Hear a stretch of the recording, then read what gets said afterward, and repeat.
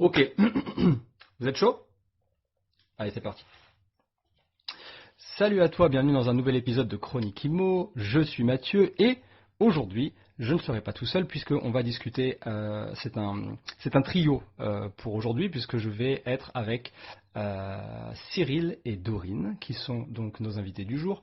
Et avant que je leur passe la parole, je voulais juste te dire que tu as certainement déjà entendu cette phrase: derrière chaque grand homme, il y a une grande femme. Et je me suis souvent dit que bon, c'est pas mal pour les bouquins, c'est pas mal pour pour mettre en avant quelqu'un qui l'a pas forcément demandé, mais on se pose jamais la question: est-ce que c'est aussi le cas dans le sens inverse? Et moi, j'ai pour habitude de dire que surtout en immobilier, c'est quand même assez compliqué de scale, donc c'est-à-dire de progresser, d'accélérer quand on est tout seul. C'est vrai aussi bien quand on est en couple que quand on est juste avec des associés. Et donc du coup, l'idée aujourd'hui, c'est de parler du parcours donc de Cyril et de Dorine. Et Dorine, je pense que tu la connais un petit peu. Elle fait du podcast un petit peu comme moi, notamment avec son podcast Les Investisseurs Sereins. Et donc du coup, je voulais qu'on la mette en avant, mais pas toute seule, je voulais qu'on la mette en avant avec son homme, avec Cyril. Et j'aimerais qu'elle nous parle aussi de cette partie-là, cette partie d'investisseurs en couple, et de comment elle a mis la famille à l'abri. On dit souvent on va mettre la maman à l'abri, mais Cyril et Dorine, eux, ils ont mis toute la famille à l'abri, et ils vont nous expliquer un petit peu comment ils ont fait. Donc salut Cyril, salut Dorine. Salut Mathieu. Hello. Vous allez bien? On est trop content d'être là à deux. C'est l'exclusivité du première interview à deux, donc on est trop content. Je suis ravi de participer à cette interview et de pouvoir partager mon expérience sur l'investissement immobilier, puis avec Dorine. Du coup, c'est super. On a hâte. Trop cool, trop cool. Vous me disiez juste avant, bon c'était une intro un peu longue, mais j'avais vraiment envie de faire un petit suspense, tu vois, à votre à votre arrivée. Tu me disais juste avant, Cyril, que effectivement toi t'avais pas encore fait d'épisode à deux en fait avec Dorine. Qu'est-ce qui fait que vous t'es pas mis en avant ou que tu souhaites pas te mettre en avant d'habitude? Exact, c'est un bon point. Le podcast a vraiment été développé et mis en place par Dorine sur les investisseurs sereins. Elle prend Ouais, énormément de plaisir à enregistrer ses épisodes, à réfléchir à ces sujets, et elle ouais. s'épanouit énormément sur ce sujet-là. Et c'est vrai que les investisseurs sereins, pour nous, en fait, c'est un peu comme l'investissement immobilier. En fait, on est pas mal complémentaires. On a ces fameuses zones de génie. Et c'est vrai Mhm. que, voilà, moi, le fait de parler, de faire des monologues sur le podcast, c'est pas forcément ma zone de génie. Voilà, moi, je suis Ah ouais. quelqu'un de pratico-pratique, terrain. Donc voilà, sur les investisseurs sereins, je vais m'occuper de beaucoup de choses qui va être peut-être plus en background. Donc, et Doreen va être un petit peu plus mise en avant. Voilà, c'est notre manière de fonctionner. Ça a été un peu aussi notre manière de fonctionner sur l'investissement immobilier. On en parlera, j'imagine, plus en détail Ouais, avec ouais, le prochain carrément, mix. carrément. Ces zones et ces aires de terrain de jeu. Moi, j'ai envie de dire qu'en gros Cyril c'est un homme d'action. C'est pas un homme de blabla, tu vois. Et le blabla, Ouais. ça lui va 5 minutes, mais ça le saoule. Ce qu'il veut, c'est le concret, quoi. Les choses, elles avancent. Super ça. Et en tout cas, ça a l'air de vous réussir à tous les deux. Euh, il y a une question que j'ai pris un malin plaisir à m'imposer maintenant pour représenter les gens. C'est de leur demander comment vous vous présentez en soirée. Qui êtes-vous? Alors, c'est une excellente question, hein. C'est un excellent point parce que du coup, la bascule entre notre vie précédente et notre nouvelle vie, en fait, est encore, je trouve, assez récente. Et c'est vrai que moi, de prime abord, en fait, quand on me demande ce que je fais, ben, par défaut, en fait, c'est mon ancienne vie qui ressort en tant qu'ingénieur, en tant que consultant spécialisé en finance de marché, d'accompagner les banques sur des projets de transformation, que ce soit au niveau informatique ou organisationnel. Et c'est vrai que c'est seulement dans un second temps, en fait, qu'on a investi en immobilier en parallèle et qu'aujourd'hui, en fait, on a le loisir de pouvoir vivre de nos investissements immobiliers et que finalement, on est libre financièrement grâce à l'immobilier. Mais c'est difficile pour nous de l'expliquer de suite en disant, on vit de notre immobilier, on est rentier. Ouais, on le dit pas. Ouais. En fait, on passe vraiment par la case, on a été ingénieur à Paris. Moi, j'étais consultant dans la finance et après, en fait, je suis Mais, parti sur l'investissement immobilier. Ouais. en fait, j'ai un parallèle à faire. Tu sais, c'est comme quand tu viens de Dis-moi, province dis-moi. et que tu déménages à Paris. Ah En putain, fait, c'est vrai ça. tu vois, et ben du coup, tu sais, tu mets au moins 4 ou 5 ans avant d'assumer que t'es parisien, tu vois. Tu sais, tu dis oui, non mais moi je viens pas de là. Et puis, je crois qu'on a assumé qu'on était parisiens après 10 ans à Paris, quoi, tu vois. Bah, là, c'est pareil, tu vois, là, on est investisseur IMO, mais tu sais, dans notre tête, on n'a pas encore tout à fait fait la transition, tu vois. Je te jure. On n'assume pas complètement, mais en vrai, si, en gros, on s'adapte à l'interlocuteur aussi en face de nous, quoi. Ok.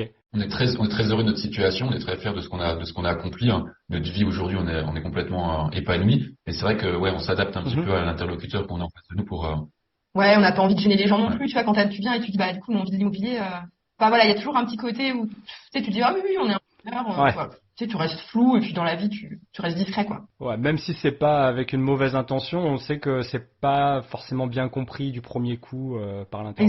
Ouais. Exactement. Et par contre, ce que je voulais dire, c'est que j'adore l'analogie avec la province et Paris.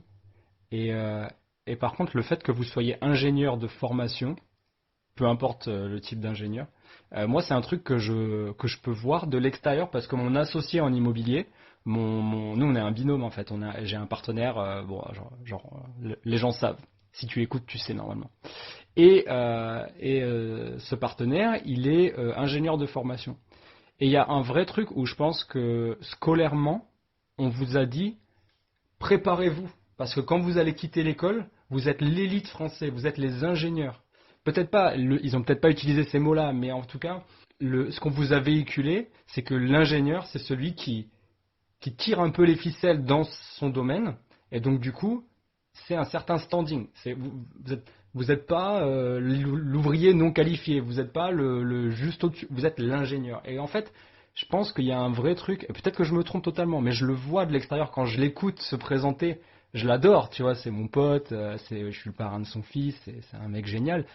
Et quand je le vois se présenter, il a souvent tendance à dire, alors pourtant il fait des trucs, mais qui sont stratosphériques comparé à ça. Mais Qui ont plus rien à voir. il commence toujours par se présenter, qui n'ont rien à voir en plus, mais il se présente toujours par ingénieur. C'est son premier truc, alors qu'en vrai, quand je le vois sa vie d'aujourd'hui, en Ouais. fait, ingénieur, ça n'existe pas du tout. Bah, moi, je suis complètement d'accord. C'est vrai que, tu sais, quand ingénieur, tu sais, c'est un peu un titre social, comme docteur, comme pharmacien. Ouais, Tu vois, c'est donc du ça. coup, tu t'es un peu défini en tout cas dans ta construction au moment de tes études. Je veux ce fameux diplôme. Et du coup, c'est vrai que même par exemple, tu vois, quand tu as des enfants, au début d'année, ils te demandent la fiche et c'est quoi que tes parents ils font. Tu Oh vois, là c'est la là. fameuse fiche. Et tu vois, sincèrement, je dis toujours, mais ingénieur, quoi. Tu vois, on va pas écrire investisseur en immobilier sur la fiche enfin, tu vois, je veux dire, l'enfant, il est déjà fiché en mode, c'est quoi ses parents, Ah mais attends, il faut qu'on s'arrête 2 secondes là-dessus. C'est vous les parents qui remplissez Ouais. la fiche? Non, c'est les Alors, enfants. pour l'instant, nos enfants sont petits. Du coup, pour l'instant, c'est nous qui la Ah, remplissons. Mais je sais que quand mes ok. enfants nous poseront la question, on verra. Au pire, franchement, on se marrera si jamais ils écrivent, tu vois, si jamais ils écrivent investisseur en immo ou peu importe. Mais je sais qu'aujourd'hui, c'est nous qui la remplissons Tu, et on écrit toujours ingénieur parce qu'on se dit comme ça, on rentre dans les cases de la société et puis du coup, ça passe inaperçu et puis, ouais, c'est votre couverture. ouais, c'est notre couverture, exactement.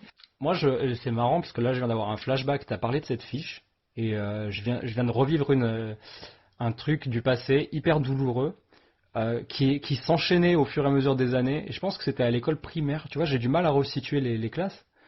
Mais il y a ce moment où tu es suffisamment grand pour remplir la fiche toi-même et il y a deux, trois questions. Et généralement, les questions, c'est qu'est-ce que tu vas faire quand tu seras grand, quand tu auras fini les études, ou alors quelles études tu veux faire, qu'est-ce qu'ils font tes parents, qu'est-ce qui fait ton papa, qu'est-ce qui fait ta maman et tout.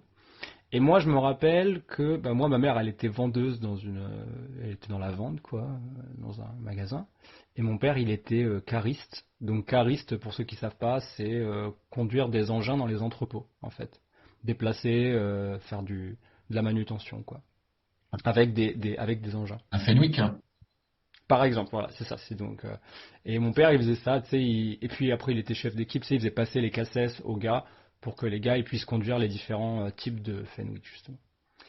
Et moi, à la maison, je trouvais, enfin, c'était le métier de mes parents, donc c'était ok, tu vois. Je leur posais des questions par rapport à ce qu'ils faisaient. Mon père, très fier de ce qu'il faisait, il m'expliquait. Ma mère, très fière de ce qu'elle faisait, elle m'expliquait. Bon. Et ça nous permettait d'avoir des conversations. Mais par contre, à l'école, ce moment fatidique où tu devais dire, donc genre, euh, j'ai compris qu'au début, je pouvais pas, dans la petite case, je pouvais pas écrire tout ce que mon père il faisait. Il conduit le Fenwick, après il fait les réunions d'équipe. Non, mais tu vois, le gamin. Et du coup, ben, j'ai dû mettre travail en entrepôt et pour ma mère, vendeuse. Et je me rappelle très bien que la prof, elle s'arrêtait jamais sur ce genre de métier. Mais par contre, dès que ton père, il était orthophoniste, ingénieur, mécanique, tu vois, on avait une fille, son père, il travaillait chez Airbus. Mm. Mais elle a dû en parler toute l'année de ce truc-là. Et en fait, même petit, je me suis rendu compte qu'il y avait des métiers qui avaient plus d'importance que d'autres aux yeux des gens. Parce que moi, jamais personne ne m'a posé des questions sur le métier de mes parents, que je trouvais de l'extérieur plutôt cool. Enfin, Mm. enfin même plutôt de l'intérieur, j'ai envie de dire. Mais, enfin bon, bref, voilà. Truc un petit peu douloureux, et je pense que c'est dommage qu'on ait des profs qui ont pas cette sensibilité psychologique parce que les enfants sont quand même assez éveillés à l'école primaire et ils se rendent compte de ce genre de choses quand même. Ouais. C'est pour ça, nous, c'est notre couverture. Tu vois, investisseur immobilier, je me dis, tu vois, c'est bon, je dis pas ça comme ça, mais tu sais, ce sont des fonctionnaires, professeurs.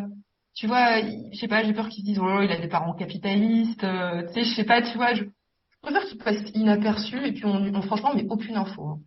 Enfin, Ouais. Ouais, bah on le voit bien avec le bad buzz que Christelle a reçu. Vous connaissez Christelle, euh, comment elle s'appelle? Christelle Félix? non, franchement, on n'est pas aussi Non? que toi, non, je sais pas. Ok, ok. Christelle Félix qui va passer bientôt aussi qui va avoir une chronique réservée à son parcours. Un parcours très inspirant, une femme extrêmement intelligente, ancienne professeure des écoles, qui a remplacé sa vie de professeur des écoles par une vie d'investisseuse immobilière en achetant notamment des maisons et en créant des immeubles dans ces maisons, du coup, vous connaissez bien le principe. Et elle a eu l'opportunité de passer, je crois, dans le Parisien ou un truc comme ça, parce qu'elle a été sollicitée, qu'elle a accepté, parce qu'elle a été repérée, etc.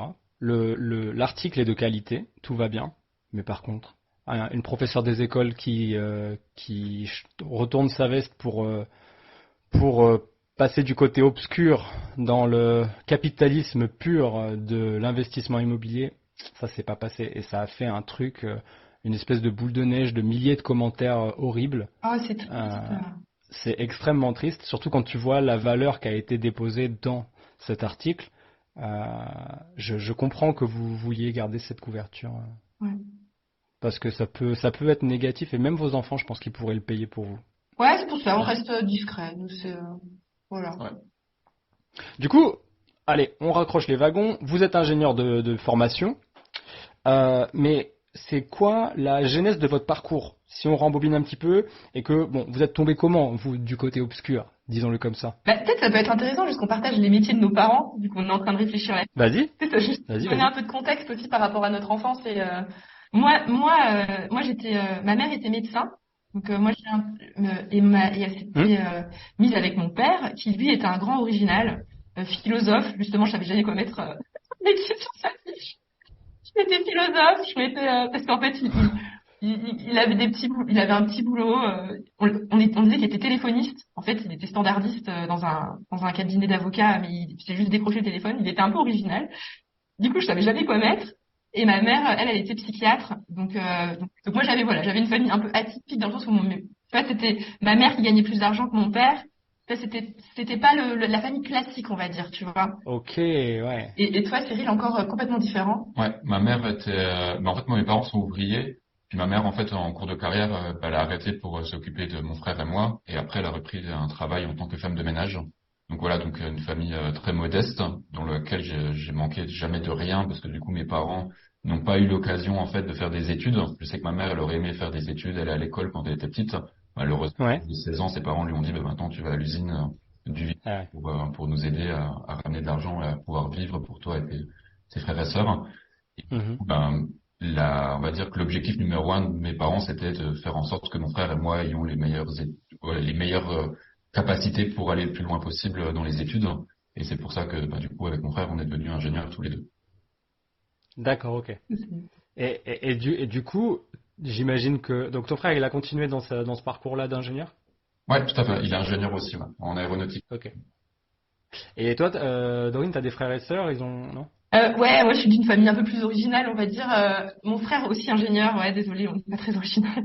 Mon Bon, frère, lui, il a créé sa boîte et puis il vend des logiciels informatiques en ligne. C'est ok, chouette. Ouais, il a un côté assez entrepreneur, mon frère. trop bien. Et donc du coup, bon, il n'y a pas de secret, vous n'avez pas mon âge, vous n'avez pas la trentaine. Moi j'ai Du 35, coup, toi t'as Bah, 30, je viens d'avoir 39, hein. 39. et du coup, comment vous avez switché, parce que vous avez entamé la vie active donc dans vos métiers respectifs que vous avez appris. Ouais. Comment vous avez switché? Qu'est-ce qui s'est passé? Alors du coup, on est tous les deux ingénieurs à Paris. Moi, j'ai toujours travaillé dans le domaine de la banque. En fait, ce qu'il faut savoir, si on fait retourner à la genèse, c'est que, effectivement, pour la petite anecdote, c'est vrai que quand j'étais petit et que je voyais mes parents, on allait à la banque, bah, faut savoir qu'à l'époque, en fait, que la banque, c'était quoi? C'était des guichets avec des personnes humaines derrière les guichets. Et en fait, on y allait soit pour demander de l'argent et du coup, la personne bah, comptait les billets devant toi et te donnait les billets, soit c'était l'inverse, t'arrivais avec des billets, puis lui prenait l'argent, il les comptait, il les mettait dans son petit casier. Et moi, en fait, C'est ça. le petit, je me disais, oh, mais c'est génial ce métier, toute la journée, t'as plein d'argent, tu comptes tes billets, tu en donnes aux gens, t'en récupères. En plus, t'es super bien habillé, t'as une chemise, une veste, une cravate, voilà. Et donc, du coup, pour moi, quand j'étais petit, j'avais J'adore. des yeux comme ça, j'adorais aller à la banque.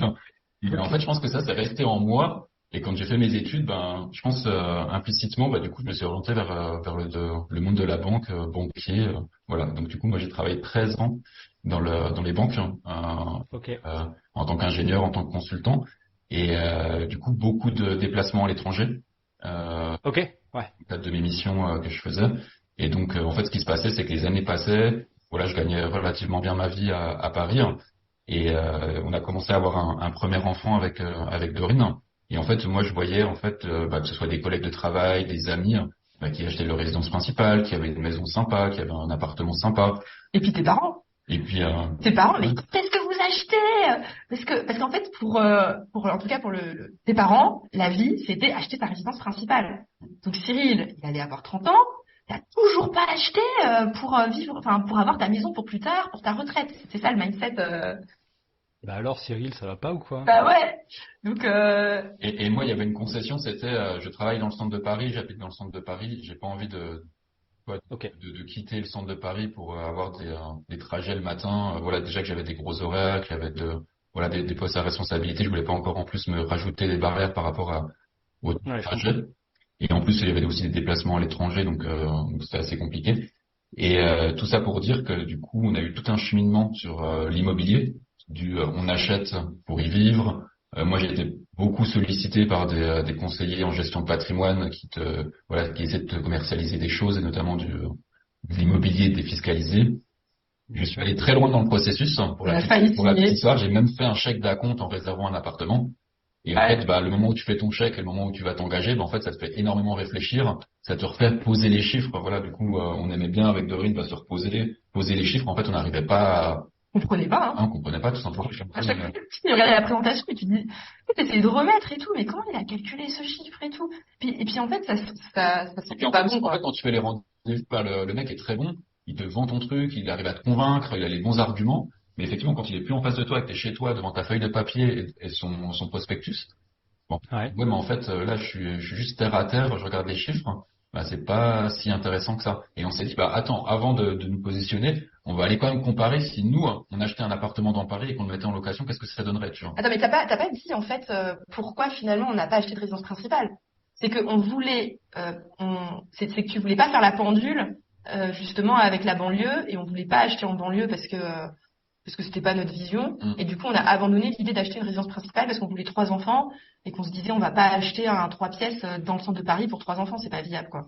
Parce qu'en fait, ce que tu es en train de me dire, c'est que peut-être la vision des parents de Cyril de dire ouais, 30 ans, faudrait peut-être penser à une résidence principale. Là, ça commence à vous titiller et peut-être que vous vous êtes dit c'est peut-être le moment en fait. C'est ça. C'est eux. Enfin, c'est la pression de vous avez rien, il faut quand même que vous ayez quelque chose dans votre vie. On était vraiment locataire avec rien, quoi. Ouais, puis moi, je voyais aussi mon argent dormir sur les comptes bancaires.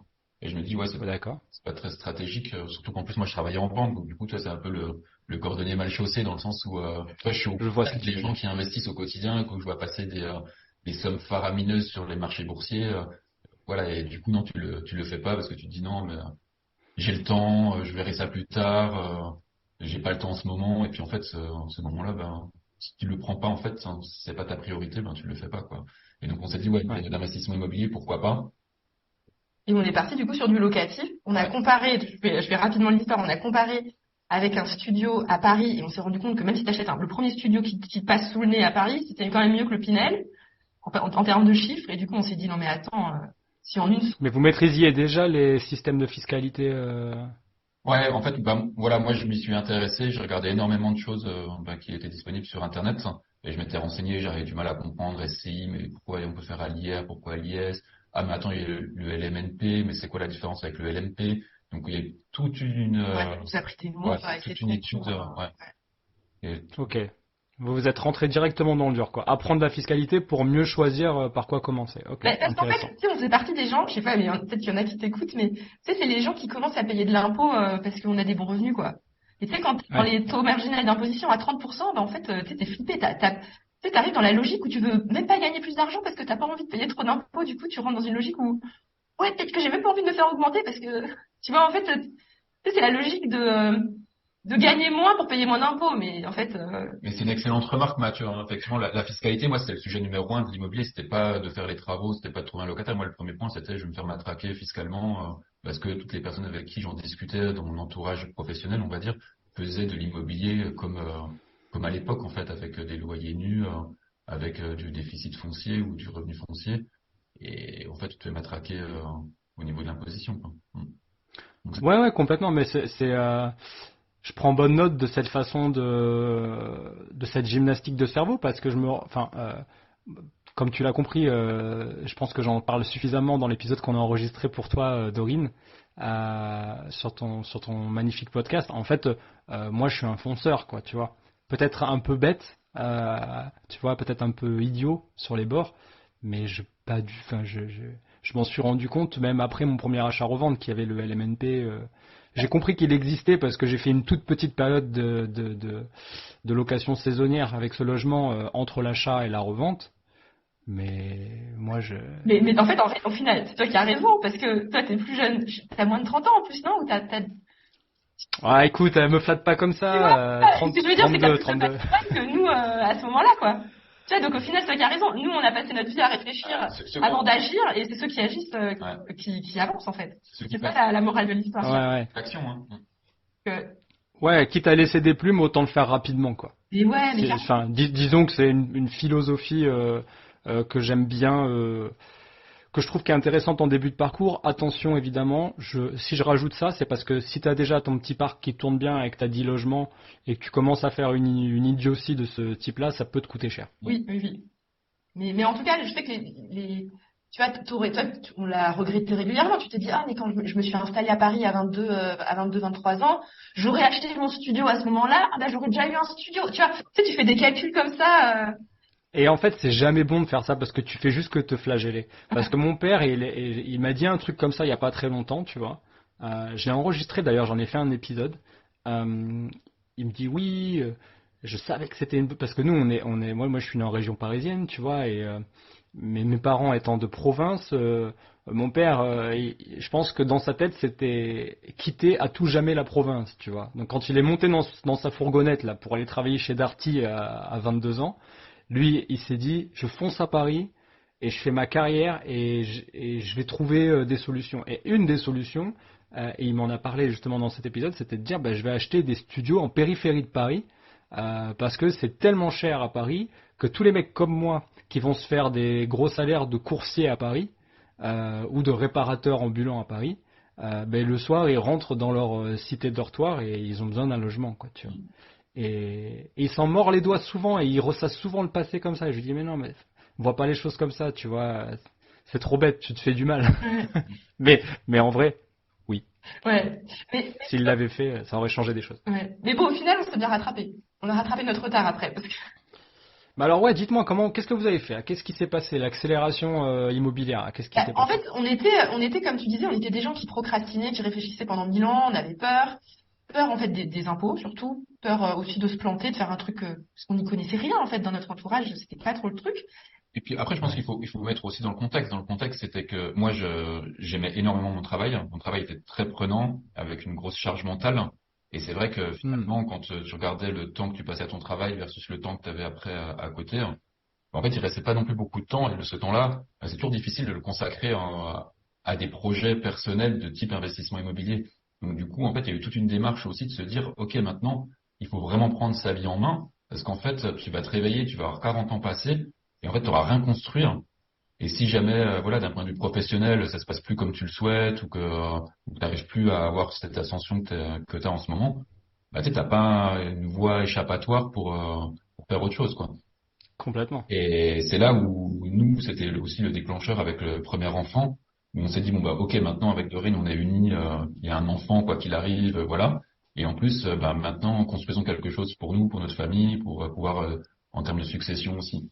Et c'est là où on a dit, bah, OK, maintenant, notre priorité numéro un, ça va être ça, après notre travail. Et donc, on va y consacrer des soirées, on va y consacrer des week-ends pour se poser, pour faire cette étude au niveau de la fiscalité, pour faire des études au niveau des chiffres, faire une étude sur vers quoi on va commencer à faire des visites. Ouais. Parce qu'en fait, au final, on avait fait ce fameux studio et on s'était dit, mais attends, c'était des trucs aux alentours de 3-4%, tu vois, net. Enfin, tu sais, si tu négocies pas dans un studio à Paris, c'est vraiment pas terrible, la renta. Ouais. On s'est dit, mais on peut trouver mieux, quoi. On n'est pas des boulets. Je veux dire, là, on n'a rien négocié. À l'époque, vous êtes formé ou pas Non. au métier? Non, en fait, nous, on s'était dit, franchement, ça, c'est un peu la devise qu'on se donne à chaque fois, c'est on n'est pas plus bête que les autres. Donc, Ok. s'il y en a qui réussissent, je pense Ce qui est vrai. qu'on ne pourrait pas réussir. Je pense que c'est juste une histoire d'énergie et voilà, de mettre ses priorités aux bons endroits et d'essayer de faire les choses le mieux qu'on est capable de le faire. Toujours d'essayer de Ouais. le meilleur de soi-même dans ce qu'on fait. Et moi, c'est Ouais. une devise, si j'y vais, c'est pour le faire correctement. Voilà, j'ai une conscience professionnelle, voilà. Et en plus, on était en 2016 au premier achat, donc en 2016, en plus, il y avait pas tout. Enfin, nous, on n'avait pas sur les réseaux sociaux et tout. Enfin, il y avait pas trop Ouais. le côté formation, ça existait pas trop, quoi. Et on a acheté, du Ouais. coup, on s'est dit, bah attends, pour le prix d'un studio, à Metz, ma ville natale, t'achètes quoi? Bah t'achètes un immeuble. Et du coup, bah c'est là que les choses ont commencé à s'aligner dans notre tête, parce qu'on s'est rendu compte qu'on allait avoir 3 fois plus de loyer pour le même prix. Et là, c'était cool, quoi. On a commencé à visiter des immeubles. Et là, quand tu vas sur le terrain et que tu vois vraiment la bâtisse, que tu vois chacun des appartements, que l'agent immobilier, ben voilà, il est disponible pour toi, on passe 1 heure pour tout visiter, pour discuter. Et là, c'est ça. Attends, du coup, vous êtes à Paris, vous, la semaine, et les week-ends, vous faites la route pour aller faire des visites d'immeubles? Ouais, à Metz. Ouais, on était. Vous étiez déterminé à ce Ah moment-là. bah, Ah ouais. Ouais. Mais en fait, parce qu'on voulait faire un truc rentable. En fait, je sais pas, mais tu vois, il y a le côté dans la vie où tu sais que si tu fais comme tout le monde, ben, tu auras la même vie que tout le monde, en fait. Et du coup, bah, tu vois, je veux dire, si on faisait comme nos potes, acheter notre RP dans Paris ou à côté de Paris et faire quelques Pinel et des SCPI, mais tu vois, on était comme ça jusqu'à 65 ans et puis c'était fichu. Et moi, c'était mort. Donc en fait, on avait vraiment cette conscience que bah, on va faire un truc rentable, quoi. Tu vois, on va faire un truc bien, quoi. On va faire mieux que les autres, quoi. Tu vois, là, on va monter. J'aime bien Et ça. tous nos proches, ils étaient en mode, mais vous êtes fous, mais ça va pas la tête. Tu sais, il y avait, mais je te jure, hein, quand on a annoncé aux parents de Cyril, on allait acheter un immeuble, je te jure, ils étaient au bord de la crise cardiaque, quoi, tu vois. Mais je pense que c'était comme quand tu avais annoncé aussi que tu quittais ton CDI pour te mettre à ton compte. Pareil. Alors là, Alors là, des héritages. non. Mais en fait, moi, je me suis rendu compte que j'avais besoin aussi d'avoir cette pression-là et de me dire, bah, ok, ben, fais-toi violence et montre-leur et prouve-leur. Je sais pas pourquoi, mais j'ai toujours eu ça en Pression positive, ouais. prouve. Et en fait, ça me donnait une énergie encore supplémentaire pour me dépasser et aller encore plus loin et de me dire, ouais, tu vas leur prouver, tu vas leur montrer que tu es capable d'acheter, aller direct un immeuble, de faire des travaux alors que tu connais rien et puis tu vas voir, ça va super bien se passer et tu vas prouver à tout le monde que tu sais faire. ouais, Donc, premier achat, un immeuble à Metz, c'est ça. et ça se passe bien? Alors, il était délabré, il était squatté.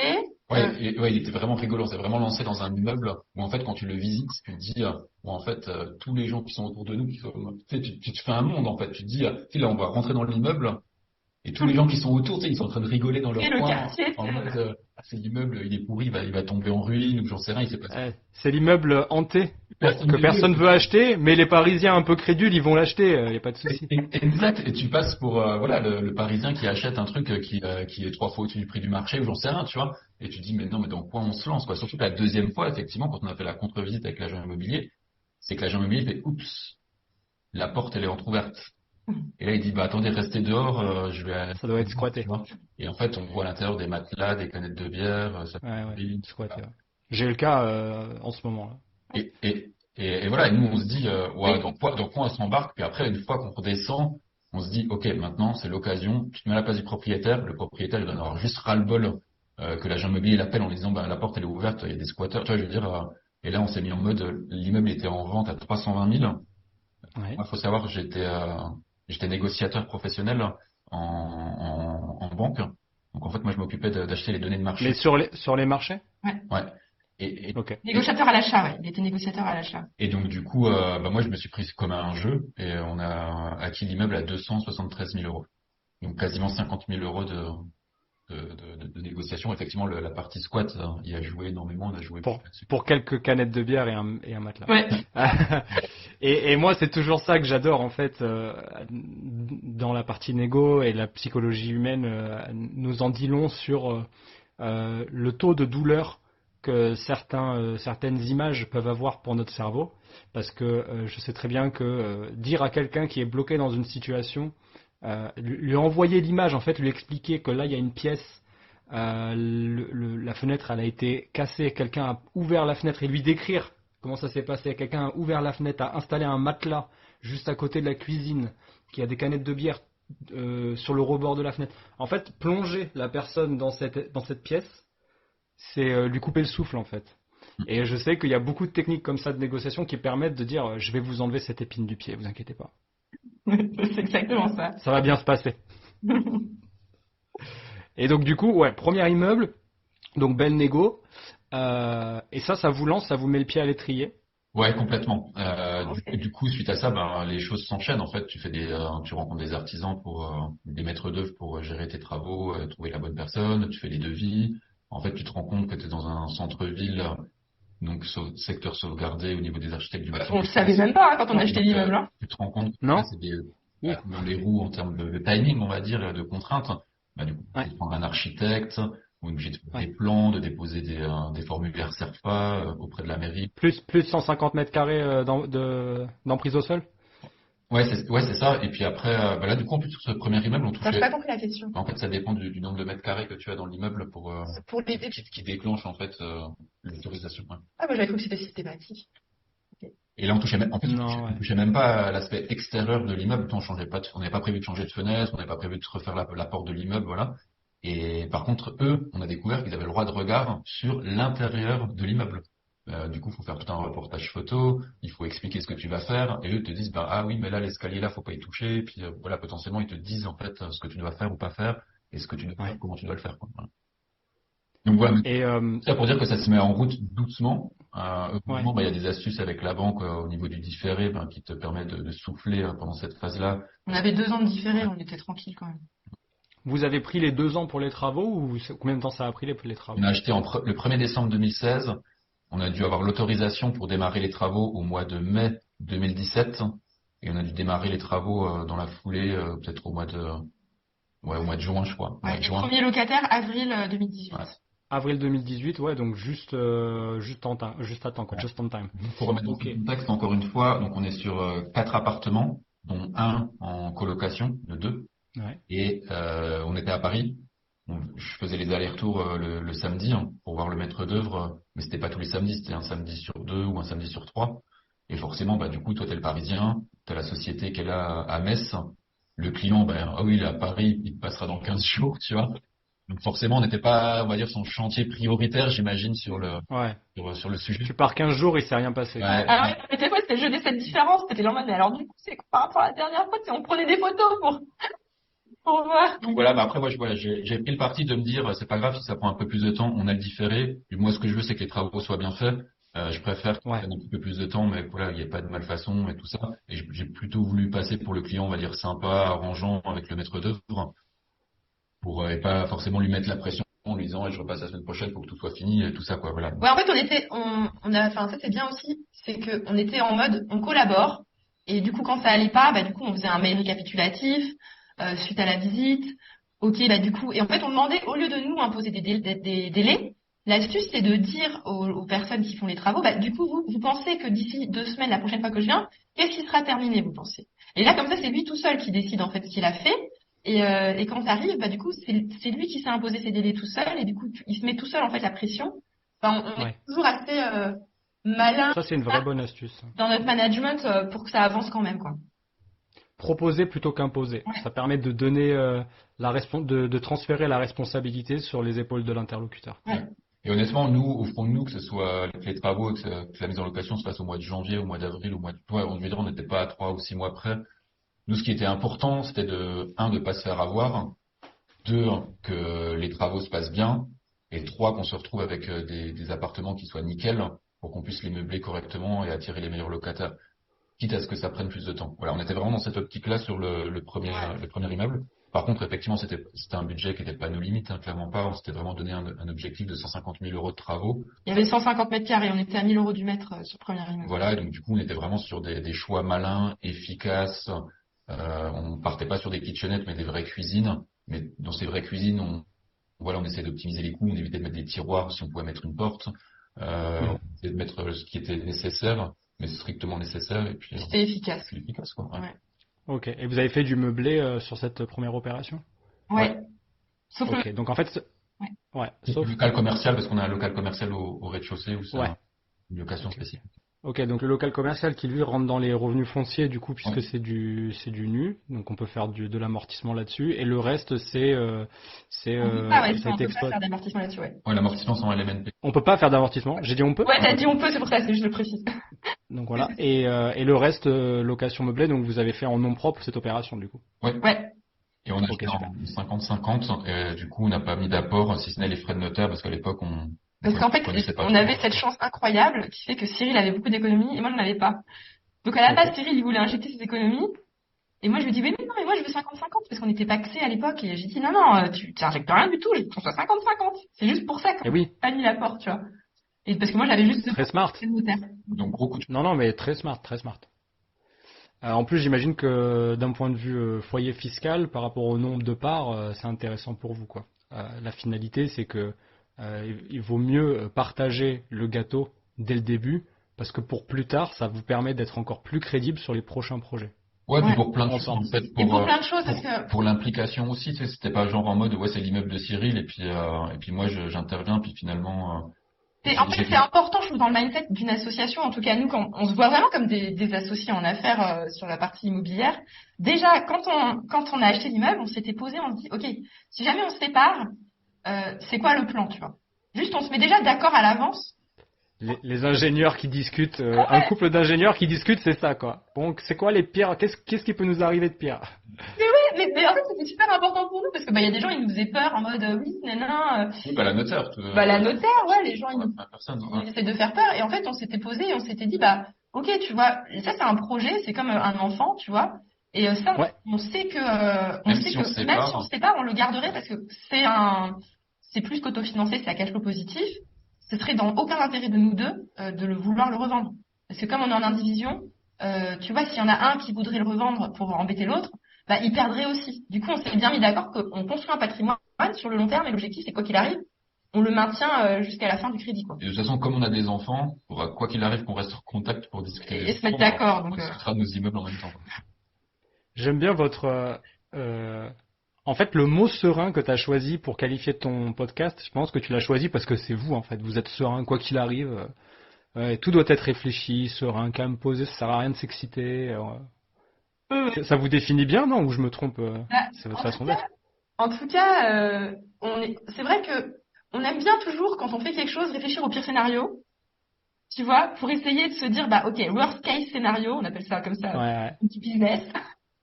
Le pire scénario possible, l'immeuble brûle, l'assurance, en fait, elle était foireuse. Donc, tu vois, genre, le truc, tu vois, l'horreur. Et du coup, qu'est-ce qui se passe dans ce cas-là, quoi. Et en fait, nous, on savait, par exemple, que la mensualité, on pouvait l'assumer. La mensualité du premier immeuble, même si on n'avait aucun locataire. Et ça nous rassurait énormément. En fait, moi, ça m'a donné des ailes, en fait. Et là, je me suis dit, bon, ok, vas-y, Cyril, on y va, quoi. Tu vois, on se fait C'est plaisir, sûr, on fait bien. ça peut que bien se passer, quoi, tu vois.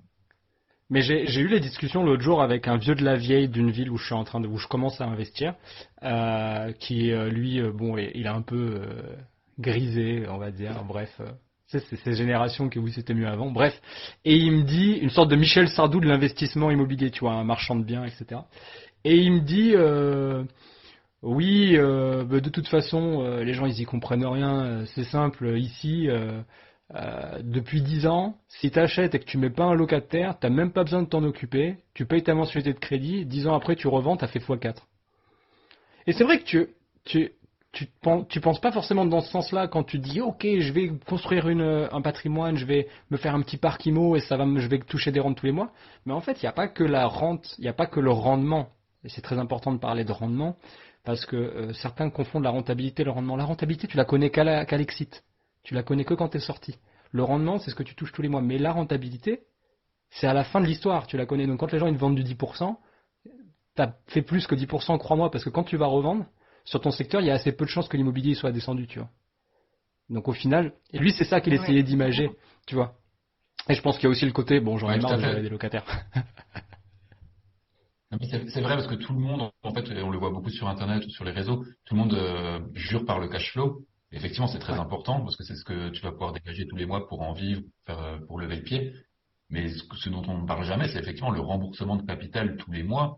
Et nous, en fait, on le voit quand on fait notre bilan financier et qu'on voit ce qu'on a remboursé sur l'année en capital, qu'on ne voit finalement pas parce que c'est l'argent qu'on donne à la banque au niveau des mensualités, mais c'est de l'enrichissement personnel qui est énorme, quoi. Donc, d'année en année, ça s'accumule. Et j'avais envie de parler du coup de notre mindset qui, en fait, tu vois, comme on était des gens hyper précautionneux et on avait un peu peur parce qu'on n'avait pas ce milieu investisseur autour de nous, bah, déjà on était vachement rassurés. Le fait de raisonner comme ça nous rassurait énormément. Et quand on a vu que ça marchait, en fait, c'est comme si tu as gagné un ticket au loto et tu dis non mais attends, ça veut dire que dans 20 ans on peut s'arrêter de bosser si on veut s'arrêter de bosser. Et on avait 30 ans. Donc dans ma tête, je me suis dit waouh, ça veut dire que déjà la retraite à 65 ans, c'est bon, c'est bon, nous c'est 50 quoi. Là c'est je fais pas l'offense de poser la question, mais quand même, j'imagine que c'est pas un sujet pour vous la retraite. bah non, pas du tout. Parce que là, tu vois, t'imagines, tout sera déjà remboursé. Enfin, ça va être la fête. Ça va être trop cool. Mais en gros, mais ça l'est déjà en réalité. Enfin, tu vois, on peut déjà en vivre. Et en fait, on s'est dit, quand on a eu, entre guillemets, ce ticket à 50 ans, on s'est dit, bah attends, maintenant, le but du jeu, c'est de réduire, quoi. Pourquoi pas le passer à 40? Tu vois, de réussir à faire baisser ce chiffre où on peut vraiment arrêter de bosser. Au départ, on pensait pas vraiment qu'on allait en vivre. On s'était juste dit, vas-y, le but du jeu, c'est d'essayer de faire baisser ce chiffre. Et c'est là qu'on a acheté le deuxième immeuble et puis le troisième immeuble. Et du coup, on a complètement baissé le chiffre parce qu'on a arrêté de bosser.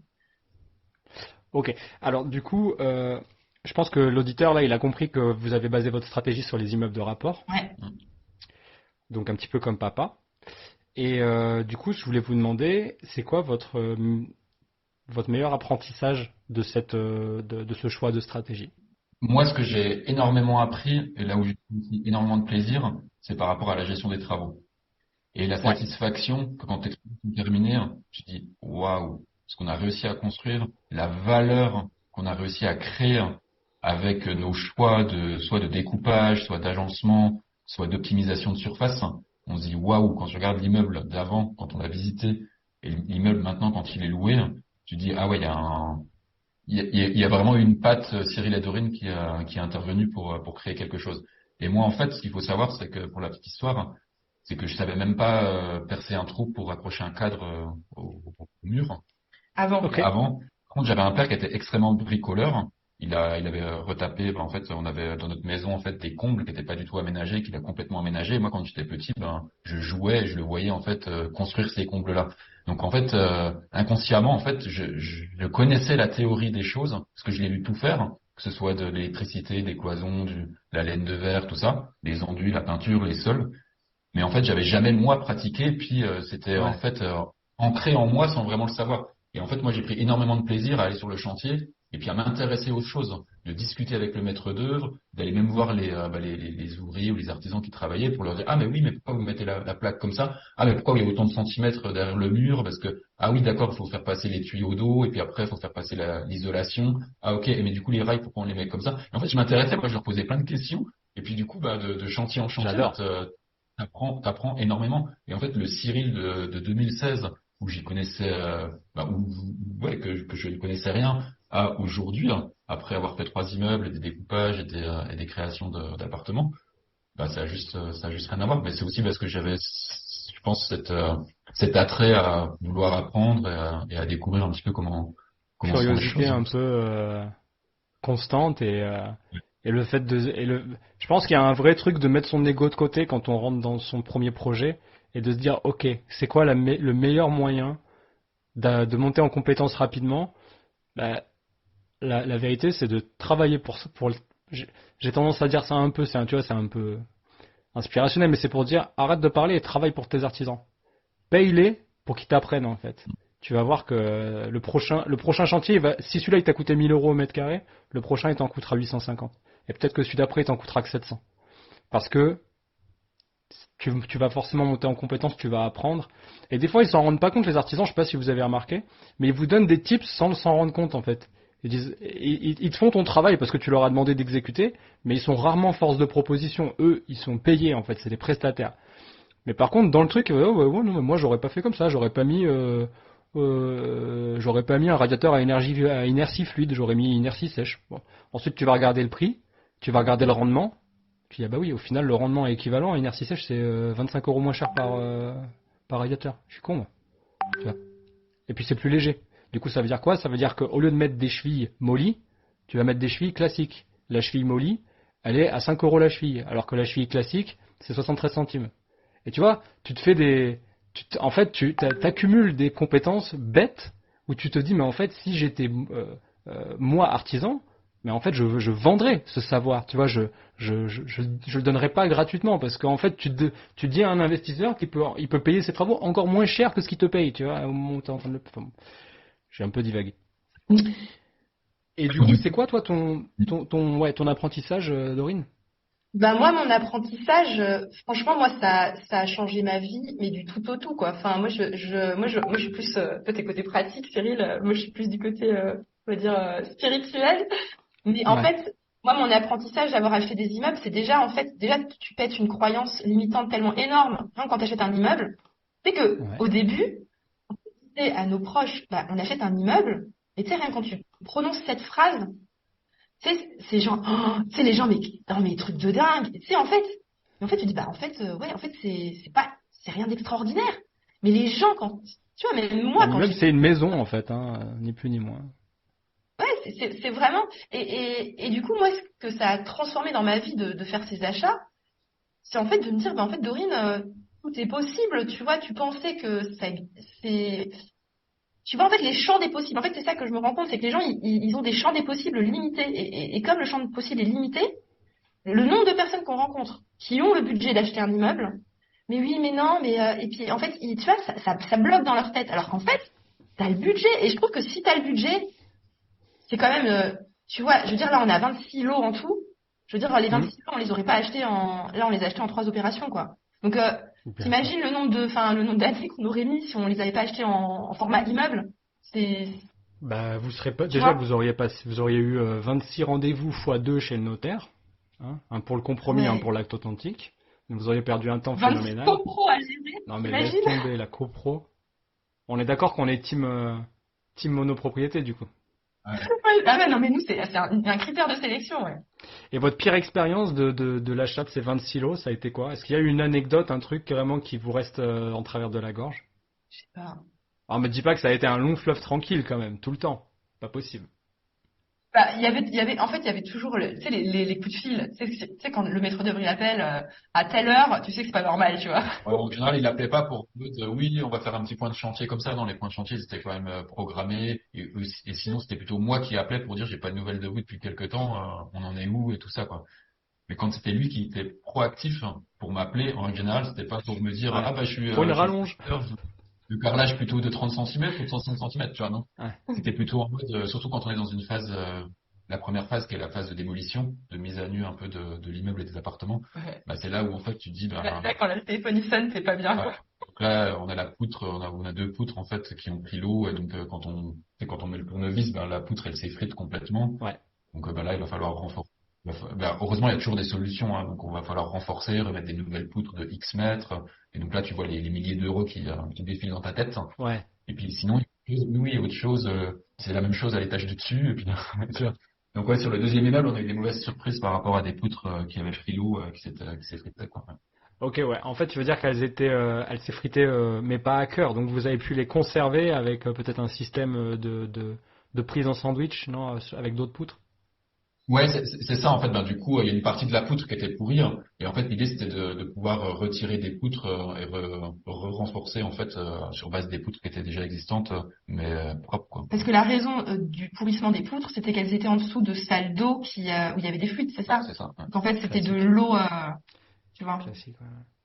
Ouais. C'était pas des termites ou des espèces de trucs comme ça. Non, non, non, c'était C'était de vraiment. l'eau qui avait moisi, qui avait fait moisir Ouais, les ouais, une poutres, quoi. présence d'humidité constante. On le voit souvent avec les micro-fissures dans les anciens bacs à douche ou dans la faïence qui n'était pas entretenue. Et du coup, effectivement, il y a peu de gens qui le savent, mais les joints de faïence, ça se refait, hein. C'est important de le refaire, sinon ça fait ce genre de choses. Ouais.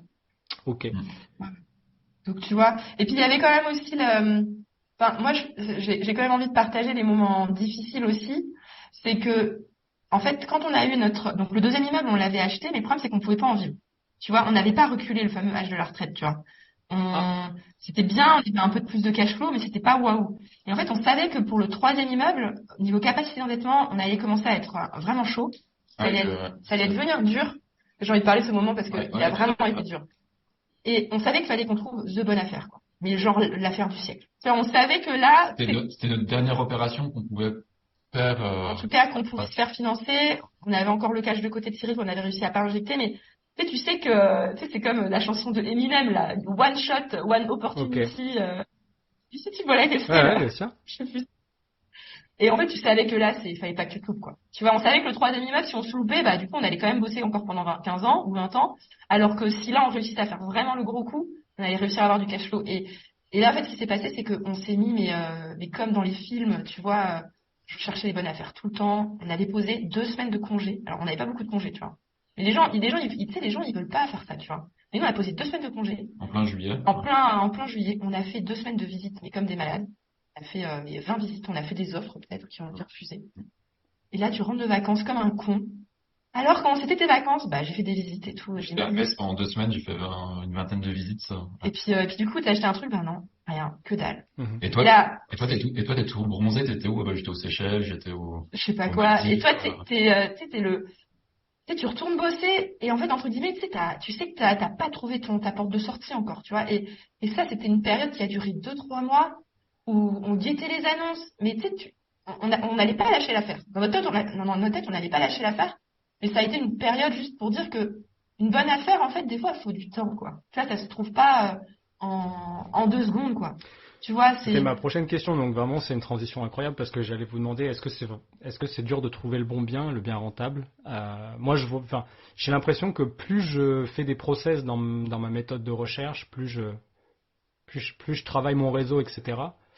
Plus je me rends compte qu'en fait ce qui décourage les gens c'est le premier, enfin c'est de trouver ce fameux bien, celui qui va tout de suite changer ton cash flow à la fin du mois, celui qui va tout de suite changer ta perception. Vous avez réussi à trouver le premier immeuble qui a permis à votre cerveau de dépasser une limite en fait, d'ouvrir les chakras en fait un petit peu. Et je pense que ça. pour beaucoup, je veux pas que ça soit mal interprété, mais ils sont un peu gagne-petit et ils commencent par un studio, un petit appartement Ouais, machin, un petit truc. Après, et ils commencent à avoir les problèmes qui s'accumulent, la copropriété. Mais en fait, il y a le même nombre de problèmes. Enfin, il y a le même niveau de problème pour un studio dans une copro de 50 appartements que pour un immeuble de rapport qui est en fait une seule maison divisée en 2, 3, 4 paliers. C'est comme ça qu'il faut voir la chose. C'est juste que l'intensité du problème est peut-être un petit peu différente. Mais en réalité, c'est les mêmes problèmes. Donc je vois bien ce que tu veux dire. C'est dur de trouver le bon bien. bah, c'était dur et surtout qu'on avait des objectifs plus importants parce que comme on s'est dit, tu sais, c'est comme un peu comme un jeu. Moi, je vois un peu la vie aussi un peu comme un jeu. On s'est dit, bah, tu vois, les 2 immeubles avec cash flow positif, on les a fait. Mais là, on veut l'immeuble qui nous fait exploser le cash flow positif. Donc, on s'est dit, on est capable. On savait que racheter, entre guillemets, du même acabit, on était capable de le faire. Hmm. Là, on voulait passer au cap supérieur.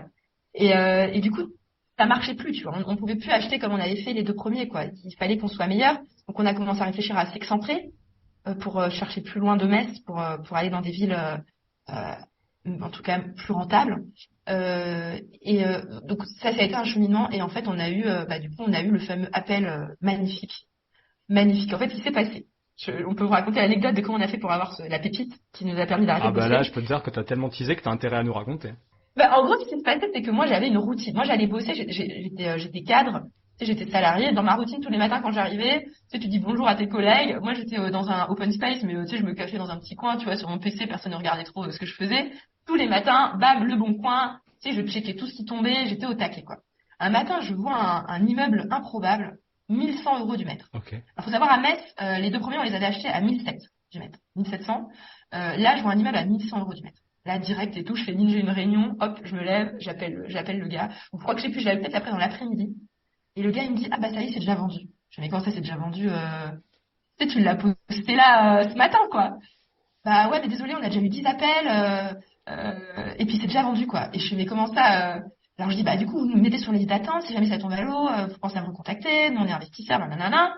Il me dit, oui, mais vous êtes déjà 10 sur la liste d'attente. Je fais, bah ok. Donc, là, je rentre dépité, tu vois, déjà qu'on était dans un mindset, on avait passé les 2 semaines d'été de l'horreur. Et là, tu vois, t'es en mode dépité, j'en parle à Cyril le soir. Non mais t'imagines même pas, c'est une anomalie de marché. Tu sais, le truc que t'entends, hein, qui tombe rarement, quoi, tu vois, tous les 6 mois peut-être, tu vois, le truc sous-estimé par un agent, je sais Parce pas que ce qu'il a fait. la moyenne avec travaux, c'est, enfin, dans un C'était 1007. 1007 en mauvais état, c'est 1007 à Metz. Ok. Et vous Ah, aviez, mais ouais, là, c'était 1100. 1100. Clairement, à 1100, tes concurrents, c'est des marchands de biens hein, à ce prix-là.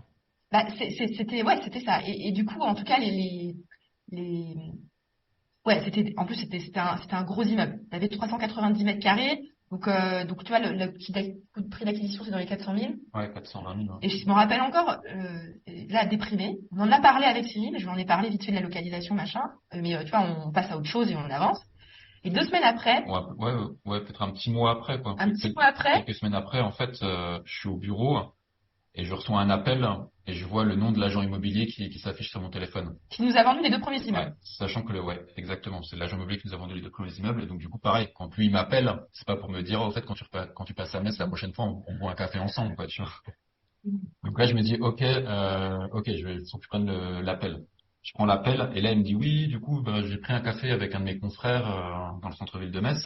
Et du coup, on échangeait. Et en fait, ce qui se passe, c'est qu'il avait rentré un immeuble là, il y a quelque temps dans son portefeuille. Il est parti en 2 secondes, mais il est trop déçu parce que là, devant moi, il a reçu l'appel comme quoi c'était mort.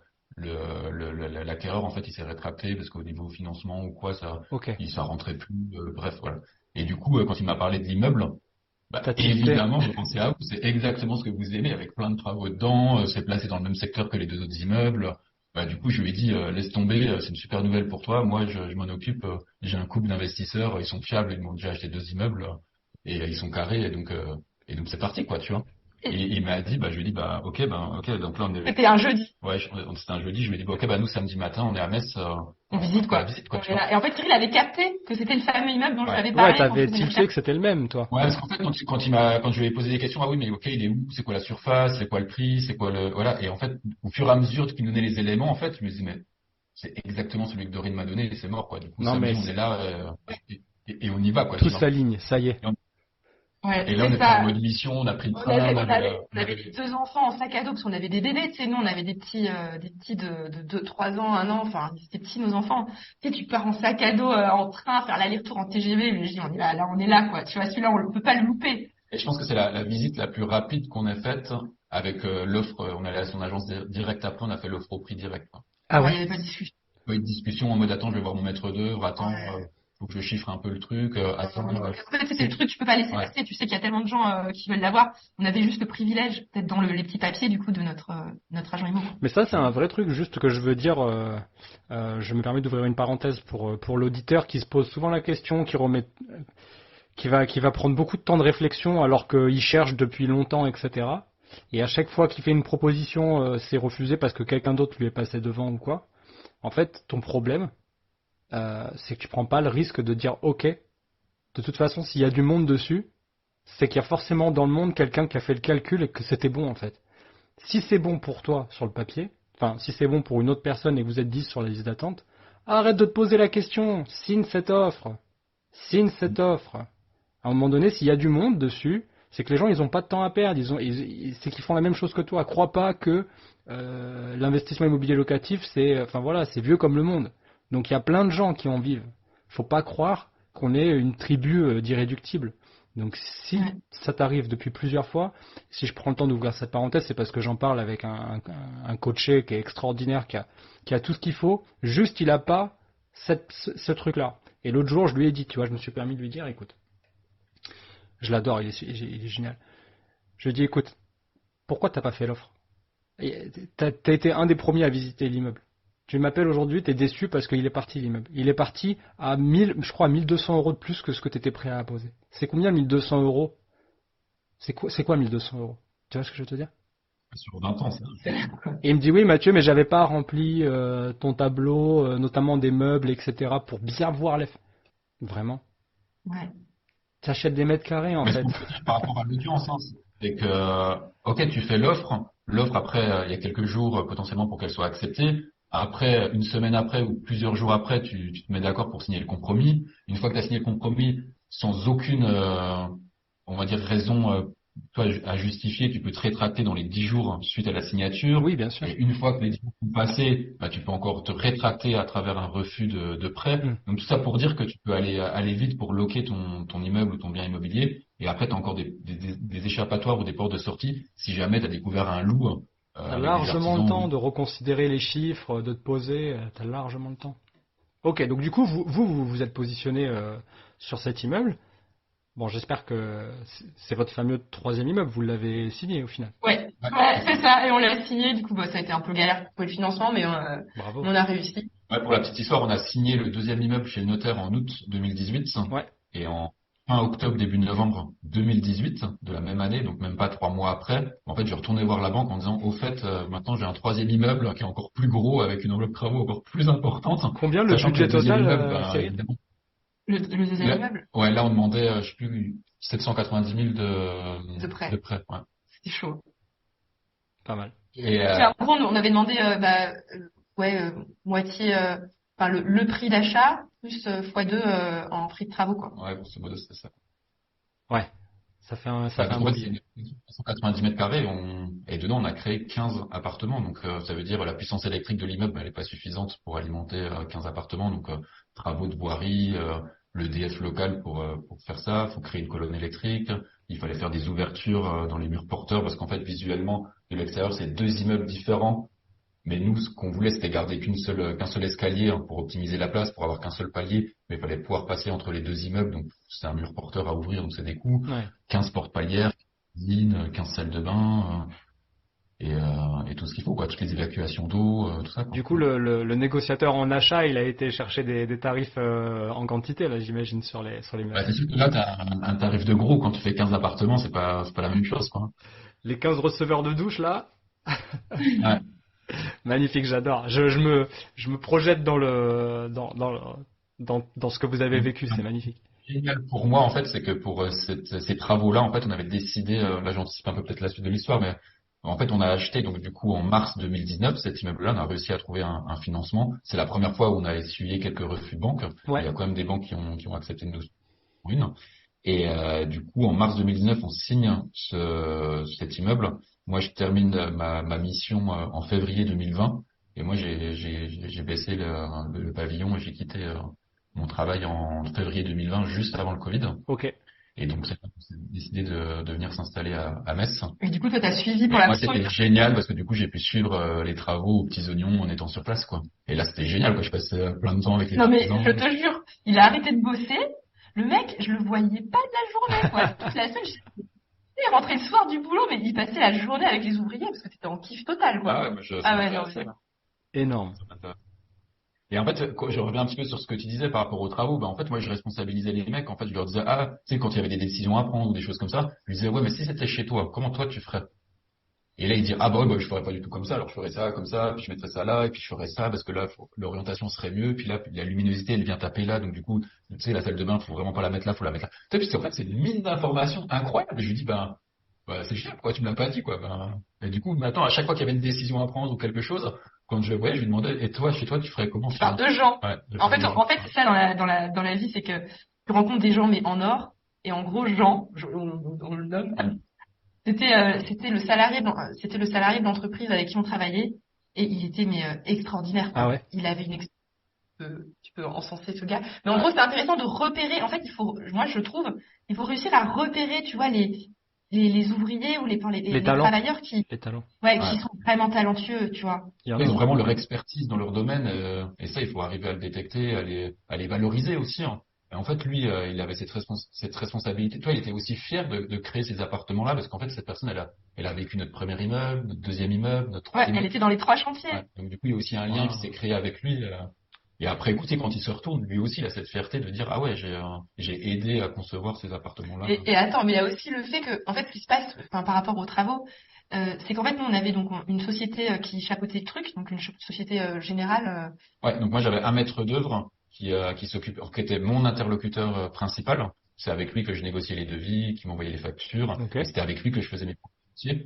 Et s'il y avait un souci ou si j'étais pas content sur quelque chose au niveau de définition de peinture, par exemple, bah moi c'était avec lui en fait. Moi je voulais pas Bien avoir sûr. ces points de Parce qu'au des début, on mécontentements bossait, donc avec on le a, mec, quoi, c'est tu vois. ça.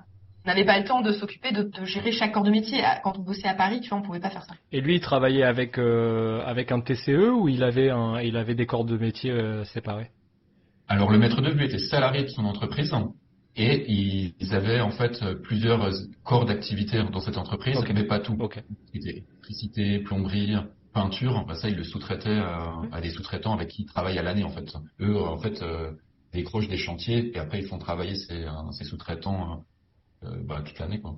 Et en fait, on a eu rapidement repéré, bah, il y avait des fois des sous-traitants où on disait, bah, écoutez, le prochain immeuble, enfin, lui, c'est mort, on reprend pas, quoi. Tu vois, vous nous trouvez quelqu'un d'autre.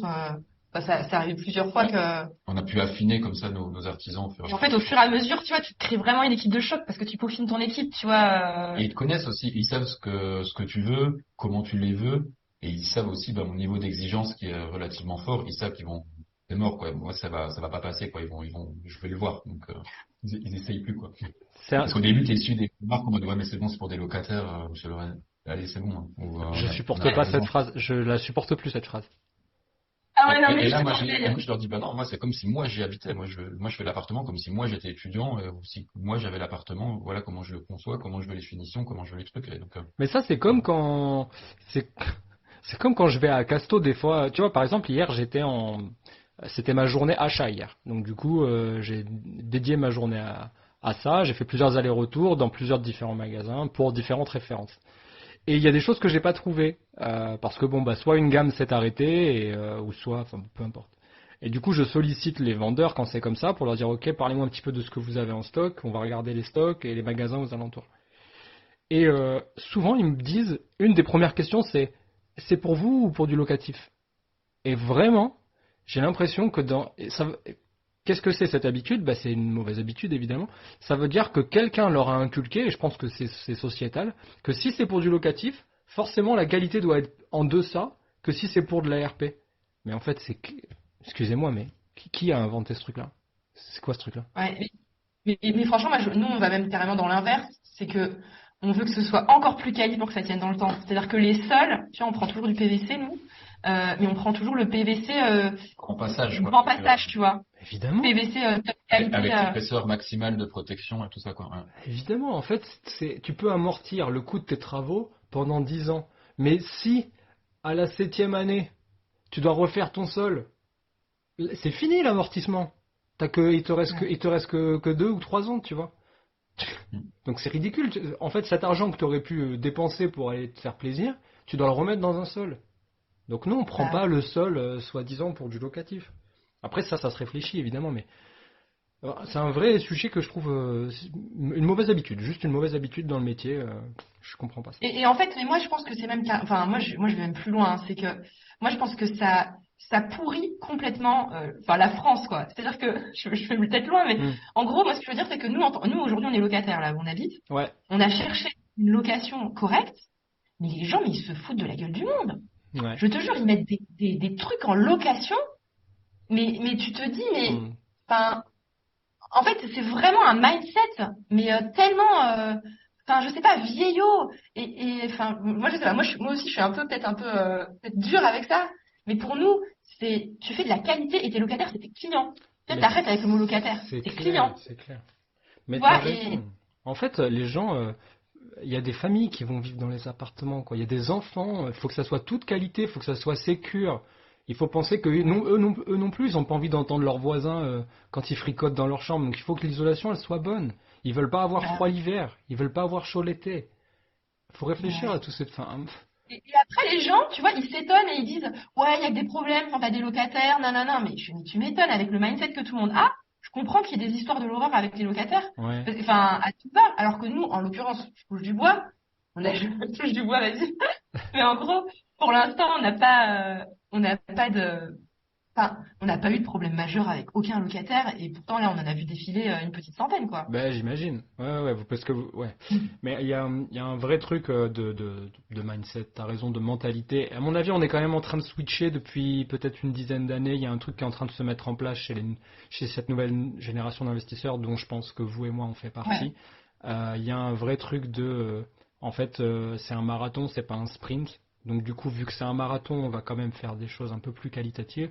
Et si je me trompe, ben, les meilleurs resteront le plus longtemps et ceux qui font des bêtises. Et tu vois, j'ai fait un épisode il y a quelques semaines sur les marchands de sommeil et je pense que c'est en fait beaucoup de gens disent ouais les marchands de sommeil c'est pas moi beaucoup de gens. Je devrais pas utiliser cette généralité, mais certains se rendent pas compte qu'ils sont marchands de sommeil. Mais en fait, à partir du moment où tu décides d'aller à l'économie pour certaines choses qui sont de la qualité de vie de tes locataires, de tes clients du coup, Dorine, ben en fait, tu es en train de tomber tout doucement, tu es en train de glisser vers le marchand de sommeil, sans t'en rendre compte. Parce qu'un jour, tu n'auras plus de cash flow, tu seras en cash squeeze, ce qu'on appelle, tu n'auras plus rien, et tu pourras pas rénover à la hauteur de ce qui est la norme maintenant pour un locataire.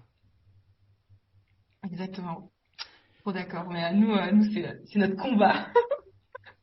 Du coup, je voulais on arrive sur la dernière partie de cet épisode, on a quand même bien échangé, c'était vraiment cool. Du coup, votre rapport à l'argent, vous pouvez nous en parler un petit peu, et notamment parce que bah, vous êtes papa et maman tous les deux. Du coup, moi j'ai l'impression en l'espace de, tu vois, 2016, 2023, ça fait quoi? Ça fait 7 ans. En 7 ans, vous avez complètement changé de vie. Ça a certainement eu une influence sur vos enfants. C'est quoi votre rapport à l'argent et comment vous leur expliquez cet argent, d'où il vient? Parce que vous vivez. Toi, Cyril, tu as continué une activité en freelance ou vous vivez de votre immobilier tous les deux? Complètement arrêté. Ok. Ouais, ouais, on vit de nos loyers en fait. Ouais. Comment. C'est quoi comment vous vivez? Est-ce que vous êtes frugal? Développez un petit peu ce sujet. Vous venez de donner une information importante qui est que vous êtes locataire de votre résidence principale. Parlez-nous un peu de ce rapport à l'argent. Moi, je sais pas, j'ai toujours été quelqu'un à la fois d'ambitieux. Tu vois, quand j'étais jeune, j'avais l'envie, tu vois, de faire carrière. C'est comme Cyril, un petit peu, quand tu vois le banquier et tu dis, oh, j'ai envie, tu sais, de faire ça, tu vois. Et au final, on a réussi, je trouve, dans la carrière professionnelle, parce qu'on avait des bons revenus à Paris, on était vraiment bien. Ouais. Tu vois, parmi les proches, on était ceux qui réussissaient le mieux. Mhm. Mais pour ma part, j'ai commencé à ressentir un désalignement entre combien on gagnait Ok. et le réel sens de ma vie. Et en fait, ce qui se passait, c'est qu'on gagnait bien. Alors, donc c'est peut-être choquant en France de dire ça, mais on gagnait beaucoup d'argent, mais on n'avait même pas le temps de le dépenser. Ouais. C'est-à-dire que Non, je pense que non, je pense que c'est commun. c'est-à-dire qu'on n'avait pas les congés. On n'avait pas les congés. En même temps, on les prenait pas parce qu'on faisait des visites d'immeubles. Mais tu vois, je veux dire, on avait 5 semaines par an. Toi, tu prenais même pas 4 semaines. C'était compliqué, tu vois. Ils voulaient pas prendre de congés. Donc en fait, on n'avait pas de vacances. On avait, enfin pas très peu de vacances. On faisait juste Noël. On faisait le strict minimum, tu vois. Hmm. Moi, j'ai jamais vraiment été intéressée finalement par les vêtements, par le luxe. Tu vois, qu'est-ce que ça. J'étais en mode, mais qu'est-ce que ça changera dans ma vie, quoi. Ça va rien changer. Ouais. Je veux dire, et au final. Ben, en fait, au final, moi, j'étais en mode, c'est un peu comme, j'ai envie de comparer, tu sais, à Jennifer Lopez dans le clip, référence rien à voir. Ouais, dis-moi. Tu vois le clip quand elle dit Love, don't cost a thing. Ça me Tu parle vois où pas. elle est dans sa belle maison. Désolé, Tu j'ai vois pas ton pas, niveau en Gilo, addiction. Désolé. en gros, c'est le tube international où en fait, mais c'était un vieux tube de quand j'étais jeune, quoi. Et du coup, en fait, elle était dans sa villa super riche avec ses bagues en argent, nanana. Et en fait, tu la vois à un moment donné péter un câble. Et en fait, elle prend sa bagnole super chère. Et en fait, elle se casse et elle commence à laisser sa voiture, à enlever ses bracelets et tout, et à partir à la plage. Et en mode, elle dit en fait, j'en ai rien à foutre de l'argent. Moi, ce que je veux, c'est vivre, quoi. Bien sûr. Et moi, je vois. C'est peut-être un peu une référence assez originale, mais en gros, moi, dans ma tête, c'était ça. J'étais, ok, super, on gagne bien notre vie, mais je vois pas mes enfants. On n'a jamais de temps. J'ai pas de temps pour moi. Je fais pas de sport. J'ai une santé pourrie. C'est à quoi ça sert, quoi? Tu vois, ça sert à rien tout ce bazar, quoi. J'en ai rien à faire. Et moi, je disais à Cyril, écoute, je préfère vivre dans un camping-car, mais faire ce que je veux de mes journées, avoir du temps pour voir mes enfants, plutôt que là, courir dans une vie infernale où tu cours après l'argent, bien gagner ta vie, faire ta carrière. Mais ta vie, elle a aucun sens. Tu vois, Bah, le temps perdu avec tes tu vois, il y en a enfants, beaucoup qui l'ont pas. tu le rattrapes nulle part, quoi. Et t'as les gens, tu vois, ils augmentent leur niveau de vie, ils achètent des voitures, enfin ils prennent des voitures en leasing, ils achètent des résidences principales qui sont trop chères pour eux, et du coup ils se retrouvent dans un cercle infernal où ils doivent bosser sans s'arrêter, parce que de toute façon ils ont les crédits qui sont sur leur dos, et en fait ils rentrent dans un schéma que je trouve mais aberrant, et du coup c'est vrai que moi j'ai cheminé tout ça là-dessus, et dans ma tête, je sais que l'argent il doit être au service de ma vie, et pas l'inverse, tu vois. Carrément. Tu vois, c'est d'abord moi qu'est-ce que je veux faire, et moi, je préfère, et moi, je sais que le temps, je le mets au-dessus de tout aujourd'hui, et je préfère avoir du temps que d'avoir de l'argent. Ok, Enfin, le temps a plus de valeur pour moi que l'argent, quoi. ok. Mais l'argent, du coup, ça aide pour le fait d'avoir du temps. Tu vois, c'est-à-dire que c'est grâce à l'immobilier et l'argent qu'on gagne qu'on peut, entre guillemets, faire ce qu'on veut aujourd'hui de nos journées et gérer notre planning comme on veut, quoi. Ce qu'on pourrait Je comprendre sais pas si peut-être. c'était clair. Ah si, c'est hyper. Non, tu plaisantes. Non, mais j'aime bien laisser des petits blancs une fois que tu as terminé pour laisser à l'auditeur le temps de respirer après cet enchaînement de punchline. Mais je pense que ce qu'il faut comprendre, c'est que si l'auditeur il a un taf et qu'il n'est pas épanoui, bah peut-être qu'il faut qu'il se dise que c'est peut-être l'opportunité d'utiliser cet argent de ce taf pour aller acheter du temps pour plus tard en fait. Donc comment on fait pour acheter du temps pour plus tard? Du temps de qualité, j'entends. Bah il suffit d'acheter peut-être des immeubles pour copier nos stratégies ou peut-être autre chose. Je veux pas influencer ça, je veux juste dire en fait des fois on a l'impression que la solution elle est ailleurs, c'est juste que la solution tu l'as déjà. Faut peut-être que tu l'as vue d'un autre angle. La solution elle est déjà présente quoi. En fait c'est arrête de dépenser.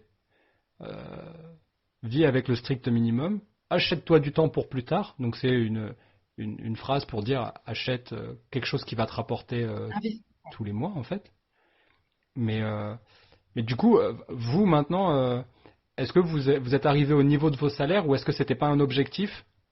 C'était quoi Ah, le... on est en dessous, on est en dessous du salaire. Ouais. On a dit plus que par deux, voire par trois, nos revenus. Ah non, mais là tu Mais en comptes fait, que les revenus là. Mais là, je parle du cash flow immo, ouais. Ah oui, Ouais, mais... l'enrichissement, en réalité, il est énorme. Ah ouais, voilà, Ouais. ouais, merci d'avoir compris là où je voulais en venir. Je voulais dire, étant donné que j'imagine qu'une heure de ton temps coûte très cher maintenant que tu n'es plus salarié, j'imagine que tu es immensément plus riche vu que tu passes beaucoup de temps de qualité avec tes proches. Exactement, exactement. Mais en vrai, ouais, si tu prenais pareil, le remboursement de capital, je pense qu'on arriverait pareil qu'avant, même plus. Je pense. Ouais, même plus. Ouais, c'est vrai qu'on Donc en l'oublie, fait, hein, on tu en l'oublie. fais plus, mais pour vivre tous les mois, on a beaucoup moins qu'avant. Sachant qu'en plus, nous aussi, on a le fameux cash squeeze qui arrive en 2025-2026, Ouais. où là, on va encore perdre sur notre cash flow à partir de 2025-2026. Ok, parce qu'il y a des, il y a Mais des différés qui vont s'arrêter, c'est ça?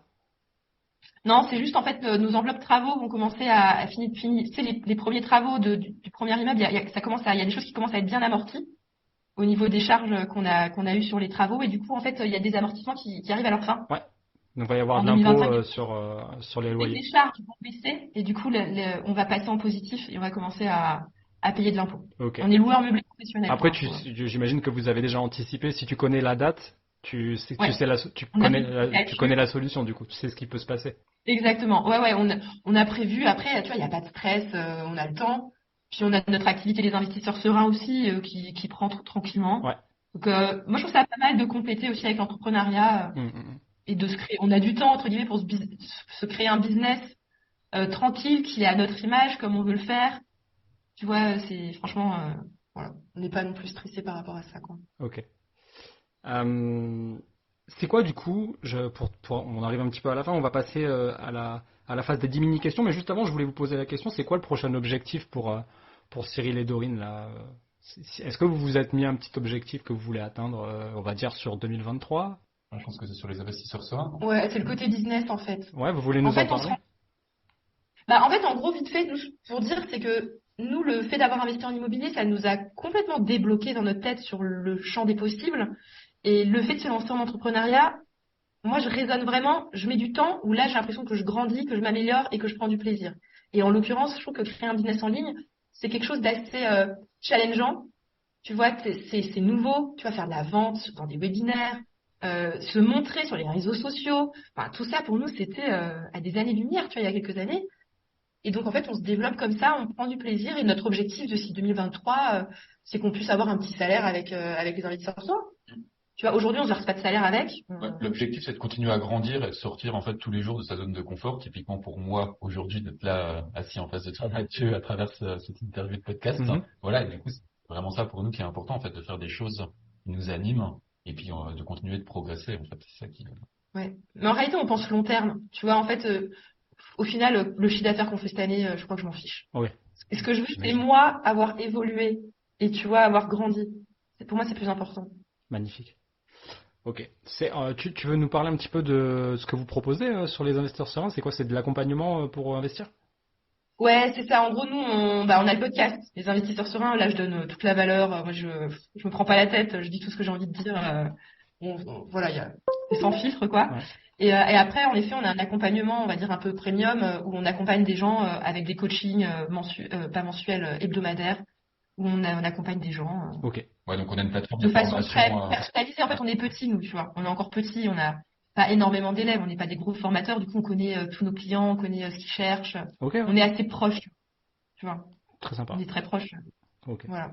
on les aide Et effectivement. on les aide. Et en fait, notre objectif, c'est que, tu vois, on veut pas se cramer, on veut croître, mais tu sais, de façon un peu organique, tout en prenant du plaisir, tout en ayant vraiment un suivi de qualité avec les gens. Ok. Voilà, tu vois, on est à la cool. Serein, quoi. Serein, Serein quoi, jusqu'au tu bout vois. des doigts. Ok, ça marche. Voilà. Super. J'étais en train de me dire, on a vraiment la belle vie quand même. C'est clair. Mais moi, je me dis tous les jours. Franchement, c'est un truc de fou. Mais je pense qu'il y a pas mal de gens qui sont tristes. Ils imaginent pas. C'est ça le plus triste. Ouais. C'est vrai que nous, on l'a vu ce matin, on a déposé nos enfants à l'école. Ouais. Et pour l'un des enfants, il est en grande section de maternelle. Ouais. Et du coup, il goûtait avec la maîtresse et les autres parents et les enfants dans la cour. Et c'est vrai que nous, du coup, on était les seuls à être tous les deux. Ouais, les seuls les enfants, il y a deux les deux adultes. parents qui sont là, quoi, tu vois. Les deux parents sont là, et puis on n'était pas pressés, parce que du coup, tu voyais tout le monde à 8h30 Partir au aller boulot. courir en voiture pour partir au travail, quoi. Ouais. Mais ça, c'est pas évident de faire comprendre aussi aux enfants la chance qu'ils ont, tu vois. Parce que eux, c'est la norme. Tu vois, nos enfants, tu sais, des fois, tu sais, c'est un peu dur. Je crois que t'as pas encore d'enfants, non, enfin, si t'en veux. Non, j'ai pas d'enfant encore. Ouais, mais du coup, tu vois, c'est compliqué parce que quand t'es un enfant, tu considères que là où tu vis, c'est le standard. Tu vois? C'est standard. Toi, moi, je pense que partout où tu nais, tu crois que c'est normal. Tu vois que c'est la norme. Et du coup, nous, nos enfants, alors au début, quand ils sont nés, on bossait, donc là, ils étaient entre guillemets dans la norme classique, on les récupérait tard, etc. À la crèche. J'avais repris le boulot à 10 semaines après l'accouchement et tout, rapidement. Mais maintenant qu'on a arrêté de bosser, tu vois, on n'est plus standard, quoi. Enfin, on n'est plus dans les standards d'avant. On est dans un standard où on les récupère à 16h à l'école, ils vont dans des activités, ils ont les deux parents avec eux le mercredi. Tu vois, ils ont une chance de ouf, mais eux s'en rendent pas compte. Non. Tu vois? Et des fois, ça me rend ouf. Tu vois, je suis dans le mode, mais tu te rends pas compte, en fait. Tu vois, mais en fait, tu peux pas demander à quelqu'un de se rendre compte, vu que c'est ta norme, en fait. Mais je sais pas comment on va faire pour qu'ils se rendent compte, tu vois. De se rendre compte qu'ils ont quand même. Je pense que la société va leur donner des petits exemples de la vie quand vous serez pas à côté d'eux, où ils vont avoir des petits tilts, tu sais, des petits sparks qui vont leur dire, oula, attends, peut-être que j'ai peut-être un peu de bol sur le coup d'être tombé dans cette famille. Ouais. Crois-moi, la vie souvent elle est très forte pour te rattraper et te donner des leçons. Elle te montre des choses que t'as pas forcément envie de voir, qui sont pas confortables, mais même quand t'es un enfant. Ok, vous êtes prêts pour les 10 mini-questions? Allez, vas-y. Super. Allez, let's go. Vous avez le droit d'avoir des avis qui diffèrent d'ailleurs, attention, je le dis. Alors, épargner ou investir? Investir. Épargner, puis investir. Moi, l'épargne, c'est la base, quand même. C'est difficile de répondre en un mot. Non, mais attends, normalement, il faut que ce soit court la réponse. Hein, oui, d'accord. Parce que moi, j'allais dire, tu épargnes et tu perds toujours dès la première question, ils ont cassé le concept, là, les deux. Là. Attends. Non, Ah bon, c'est ça? Non, mais vous faites comme vous voulez. Vraiment, évidemment, l'idée c'est de. Mais ça a fonctionné. Du coup, ça a marché parce que vous avez sorti chacun le premier mot qui vous est venu. Pour toi, Cyril, c'était investir, pardon. Et pour Dorine, c'était Et moi, épargner. c'est Mais je épargner, pense quoi. que vous parlez aussi vous vous prononcez par rapport à votre expérience. Vous, sans l'épargne que vous aviez eu de côté, notamment la tienne, Cyril, peut-être que le premier projet n'aurait pas été finançable parce que vous n'auriez pas eu l'apport. Enfin, en tout cas, les frais de notaire, puisque c'était les frais de notaire en l'occurrence. Ouais, ouais. Non, moi, c'est plus pour l'esprit tranquille C'est que je dis ça, quoi. on est des investisseurs sereins en fait. Nous, moi, je me serais pas lancé dans un projet immobilier si j'avais 5 ou 10 000 euros de côté sur un projet de cette envergure en fait. Moi, j'ai besoin Enfin, en d'avoir. plus, on avait plus que 50 000 euros de côté pour le premier immeuble, en plus, au cas où que les dépassements de travaux. Enfin, en fait, tu vois, sinon, je me dis, tu peux pas vivre, quoi. Quand t'as les appels, quand t'as les appels de ton maître d'œuvre, enfin, si t'as pas d'argent de côté, mais t'es mort, quoi. Enfin, je sais pas, tu vis pas bien, quoi. Il faut que tu aies ton matelas de sécurité quoi. Ouais. Donc en fait, vous C'est aviez ça. séparé matelas de sécurité et épargne dans lequel vous pouvez aller taper pour le... Ouais, Ok, super pour le intéressant. projet, ouais. Super intéressant. Ouais. Allez, c'est parti. Patrimonial ou rentable? Rentable. Rentable, hein, Direct. sans hésitation. On cherche pas la petite pierre biseautée façon Haussmann, on s'en fout de ça. Ok. Bourse ou IMO? IMO. IMO. Ok. Ça boursicote pas du tout de votre côté? On a juste de la crypto. Ouais. Moi, j'ai boursicoté au tout début quand j'ai commencé à travailler. Forcément, je sortais de l'école, j'avais mes premiers salaires, je travaillais en banque, je voyais les traders, je voyais les gérants de portefeuille, les risk managers, donc forcément, je m'y suis mis un peu. Mhm. Mais Petite somme. ouais, puis trop peur de perdre mon capital, donc je suis parti sur l'épargne et après l'investissement immo. Moi, je préconise vraiment pour les auditeurs, épargnez, faites vos investissements immobiliers, puis avec l'argent qui vous reste, placez-le en bourse, quoi. Après, quoi. Mm. Nous, on a fait après la crypto, on l'a acheté après de tous nos investissements. Ouais, c'est une bonne manière de Nous, recycler c'est le le, cash flow, hein. C'est une très bonne idée. Ouais. Magnifique. Du coup, rénover soi-même ou faire rénover? À faire rénover. faire rénover, hein. Ok. Même si on veut bien être sur le chantier pour gérer les questions, autant que ça soit quelqu'un d'autre qui le fasse, quoi. Ouais. Ouais. Ouais, Bah, là, mais 15 apparts, de toute façon, je veux dire, ta main d'œuvre à toi, je veux dire, t'es obligé d'en avoir au moins 5-6 sur le chantier tous les jours pour que ça avance. Donc, Tu m'étonnes. Tu m'étonnes. Se lancer en direct ou se former avant? les deux. Enfin, ouais. franchement, j'ai pas envie parce que franchement, il y a des gens qui se forment tout le temps et qui se lancent jamais, ça sert à rien, quoi. Je veux dire, je préfère les gens qui se lancent au final, même s'ils sont pas formés, mais au moins ils avancent, quoi. Ouais, ouais, ouais, non, mais c'est pertinent. Moi, je me rappelle avoir fait un achat-revente et c'était donc en 2012, hein. Donc c'est une époque où en fait il y avait que deux personnes sur Internet. Je pense qu'on peut dire leur nom parce qu'ils ont beaucoup de mérite. Il s'agit d'Olivier Seban et de Cédric Anissette. Donc c'est deux seules personnes. Il y en avait peut-être d'autres et je m'excuse auprès d'elles si je les oublie. Mais en réalité, c'est que les deux vraies personnes qui pondaient des vidéos YouTube, c'était ces deux personnages. Et j'ai fait l'achat-revente et j'étais très content parce que j'ai encaissé mes premiers 50K comme ça. Mais tu sais, j'avais ce truc dans la tête où je me suis dit, comment ça peut être aussi facile en fait? J'ai certainement dû oublier quelque chose et normalement, je pense qu'on fait plus d'argent que ça. Et donc du coup, je me suis offert la formation Cédric Anissette sur l'achat-revente parce que je pensais que j'avais mal fait, tu vois. Le mec vient d'encaisser 50K, mais il pense qu'il a mal fait, hein, juste pour remettre le truc dans le contexte. Et j'étais content parce qu'au final, bon, bah, j'ai dévoré la formation et je me suis juste rendu compte que, bah, en fait, t'as raison, hein. En se sortant les doigts et en faisant, c'est toujours mieux que parfait, quoi. Chacun son notaire ou un notaire pour deux? Alors attends, j'ai pas compris. Ah, pour Par acheteur rapport slash au vendeur. vendeur à acheteur? Ah oui, oui, bien sûr, bah pas pour vous deux. Oui, oui. Vous avez un notaire. Ouais, ah oui, d'accord, ouais, c'est bizarre la question. Ouais, nous, on s'est jamais trop pris la tête. Mais moi, je dirais quand même chacun son notaire. Dans le sens où le notaire, en fait, il doit défendre les intérêts de sa partie. Et du coup, s'il a les deux parties, bah, comment il va défendre quelle partie, quoi. Après, il y a des avantages et des inconvénients. L'autre inconvénient, c'est chacun son notaire, bah, forcément, ça va prendre plus de temps. Parce que chacun va se renvoyer la balle. Ouais, c'est chiant. Ouais. Franchement, moi, je dirais plutôt un notaire, c'est bien, hein, franchement. Si, Si tu si, veux avancer. si c'est un dossier classique, il y a pas de lézard au niveau du compromis et de l'acte de vente, un notaire pour deux, c'est très bien. Ok.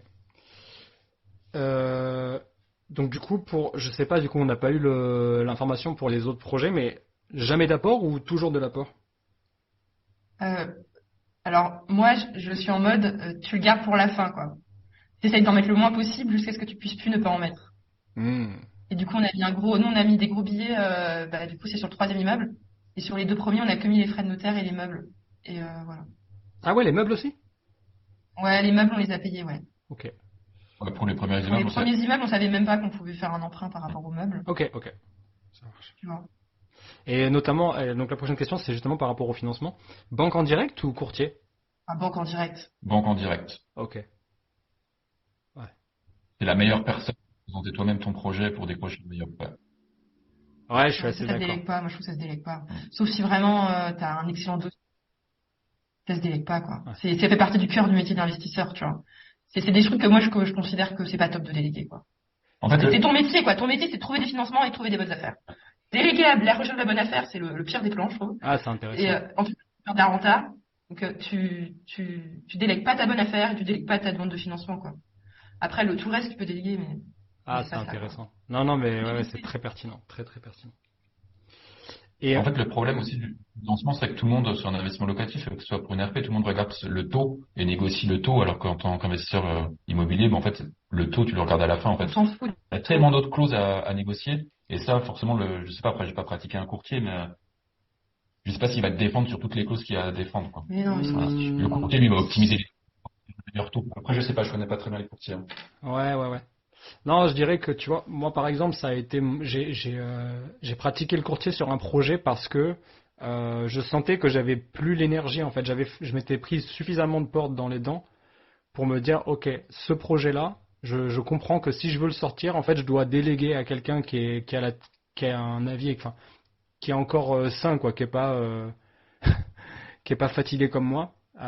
Et du coup, j'ai délégué à un courtier, mais j'ai choisi mon courtier par rapport au type de partenariat qu'il avait. Donc notamment avec des banques que j'avais soit pas encore sollicitées, soit des groupements bancaires avec lesquels il passait au niveau régional et non pas directement par des succursales. Donc ça peut être aussi intéressant quand le projet vous voulez vraiment le sortir, mais que vous vous sentez fatigué parce que il y a eu trop de refus.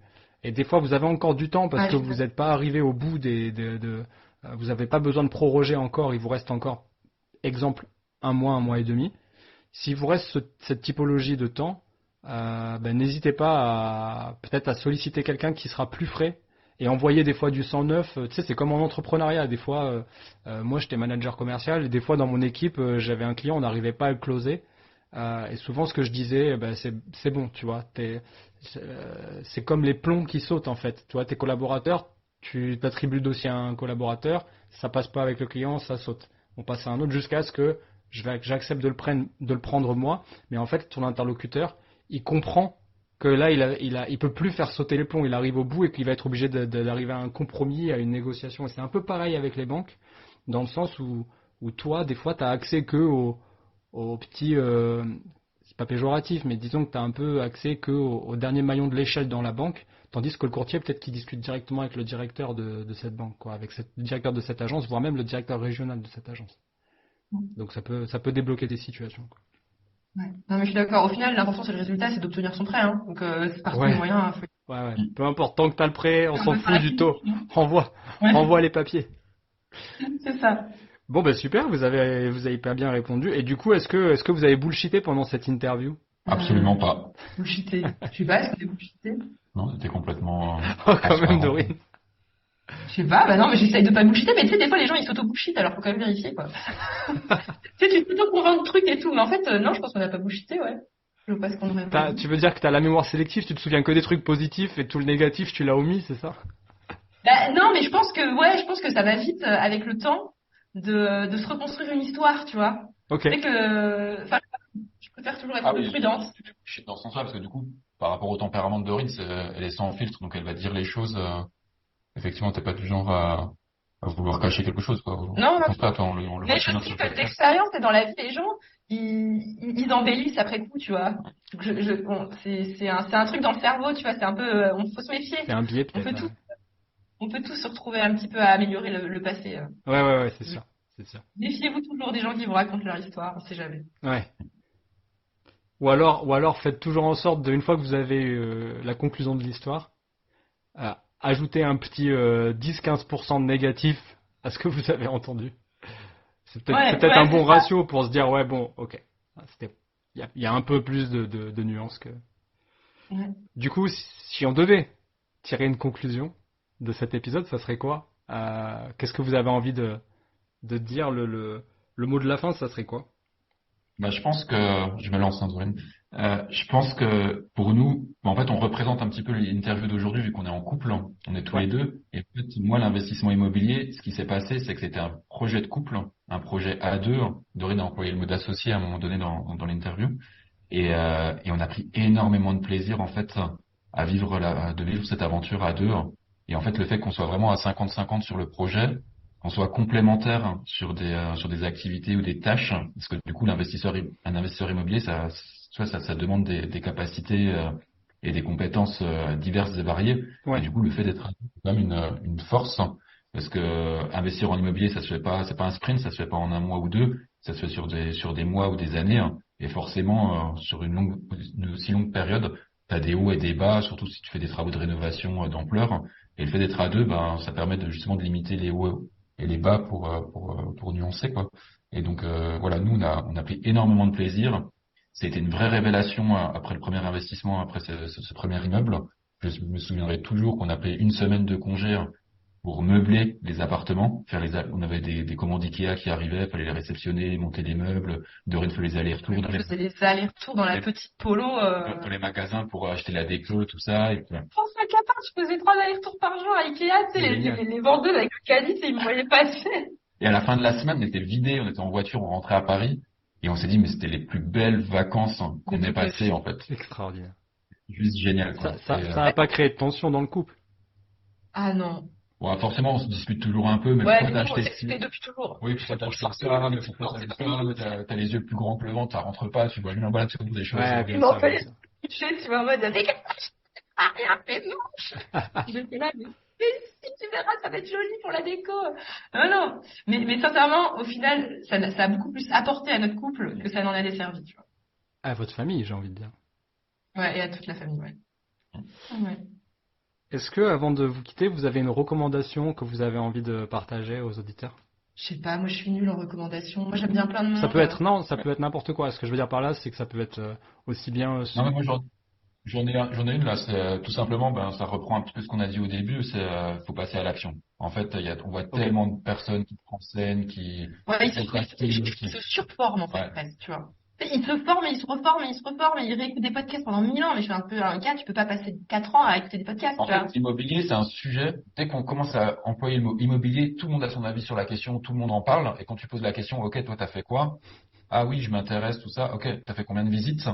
Ah oui, mais non, tu comprends, j'ai pas le temps, puis c'est Ouais, pas exprès. Mais les gars, juste passer à l'action, faites une visite, deux visites, vous allez voir, déjà, d'aller sur le terrain, c'est passer à l'étape supérieure, tu vois. Et juste, allez-y, quoi, bougez-vous, et en fait, ça va pas se faire du jour au lendemain, c'est clair, mais si on met pas une brique au fur et à mesure, on n'avancera pas, quoi. Voilà, donc c'est ça mon message. Magnifique. Et Dorine, tu partages ça ou tu voulais nous parler peut-être d'autre chose? Tu voulais nous partager quelqu'un, non, carrément ou bah non, parce que non, je sais pas, non. Non, un non. li- ça Non, peut moi être je trouve que n'importe quoi, hein, un livre, une recommandation plus spirituelle. non, non, mais je suis d'accord avec Cyril, moi je trouve ça bien ce que t'as dit. Ouais. Ouais, Juste de ouais. faire, juste de faire. Faites quelque chose.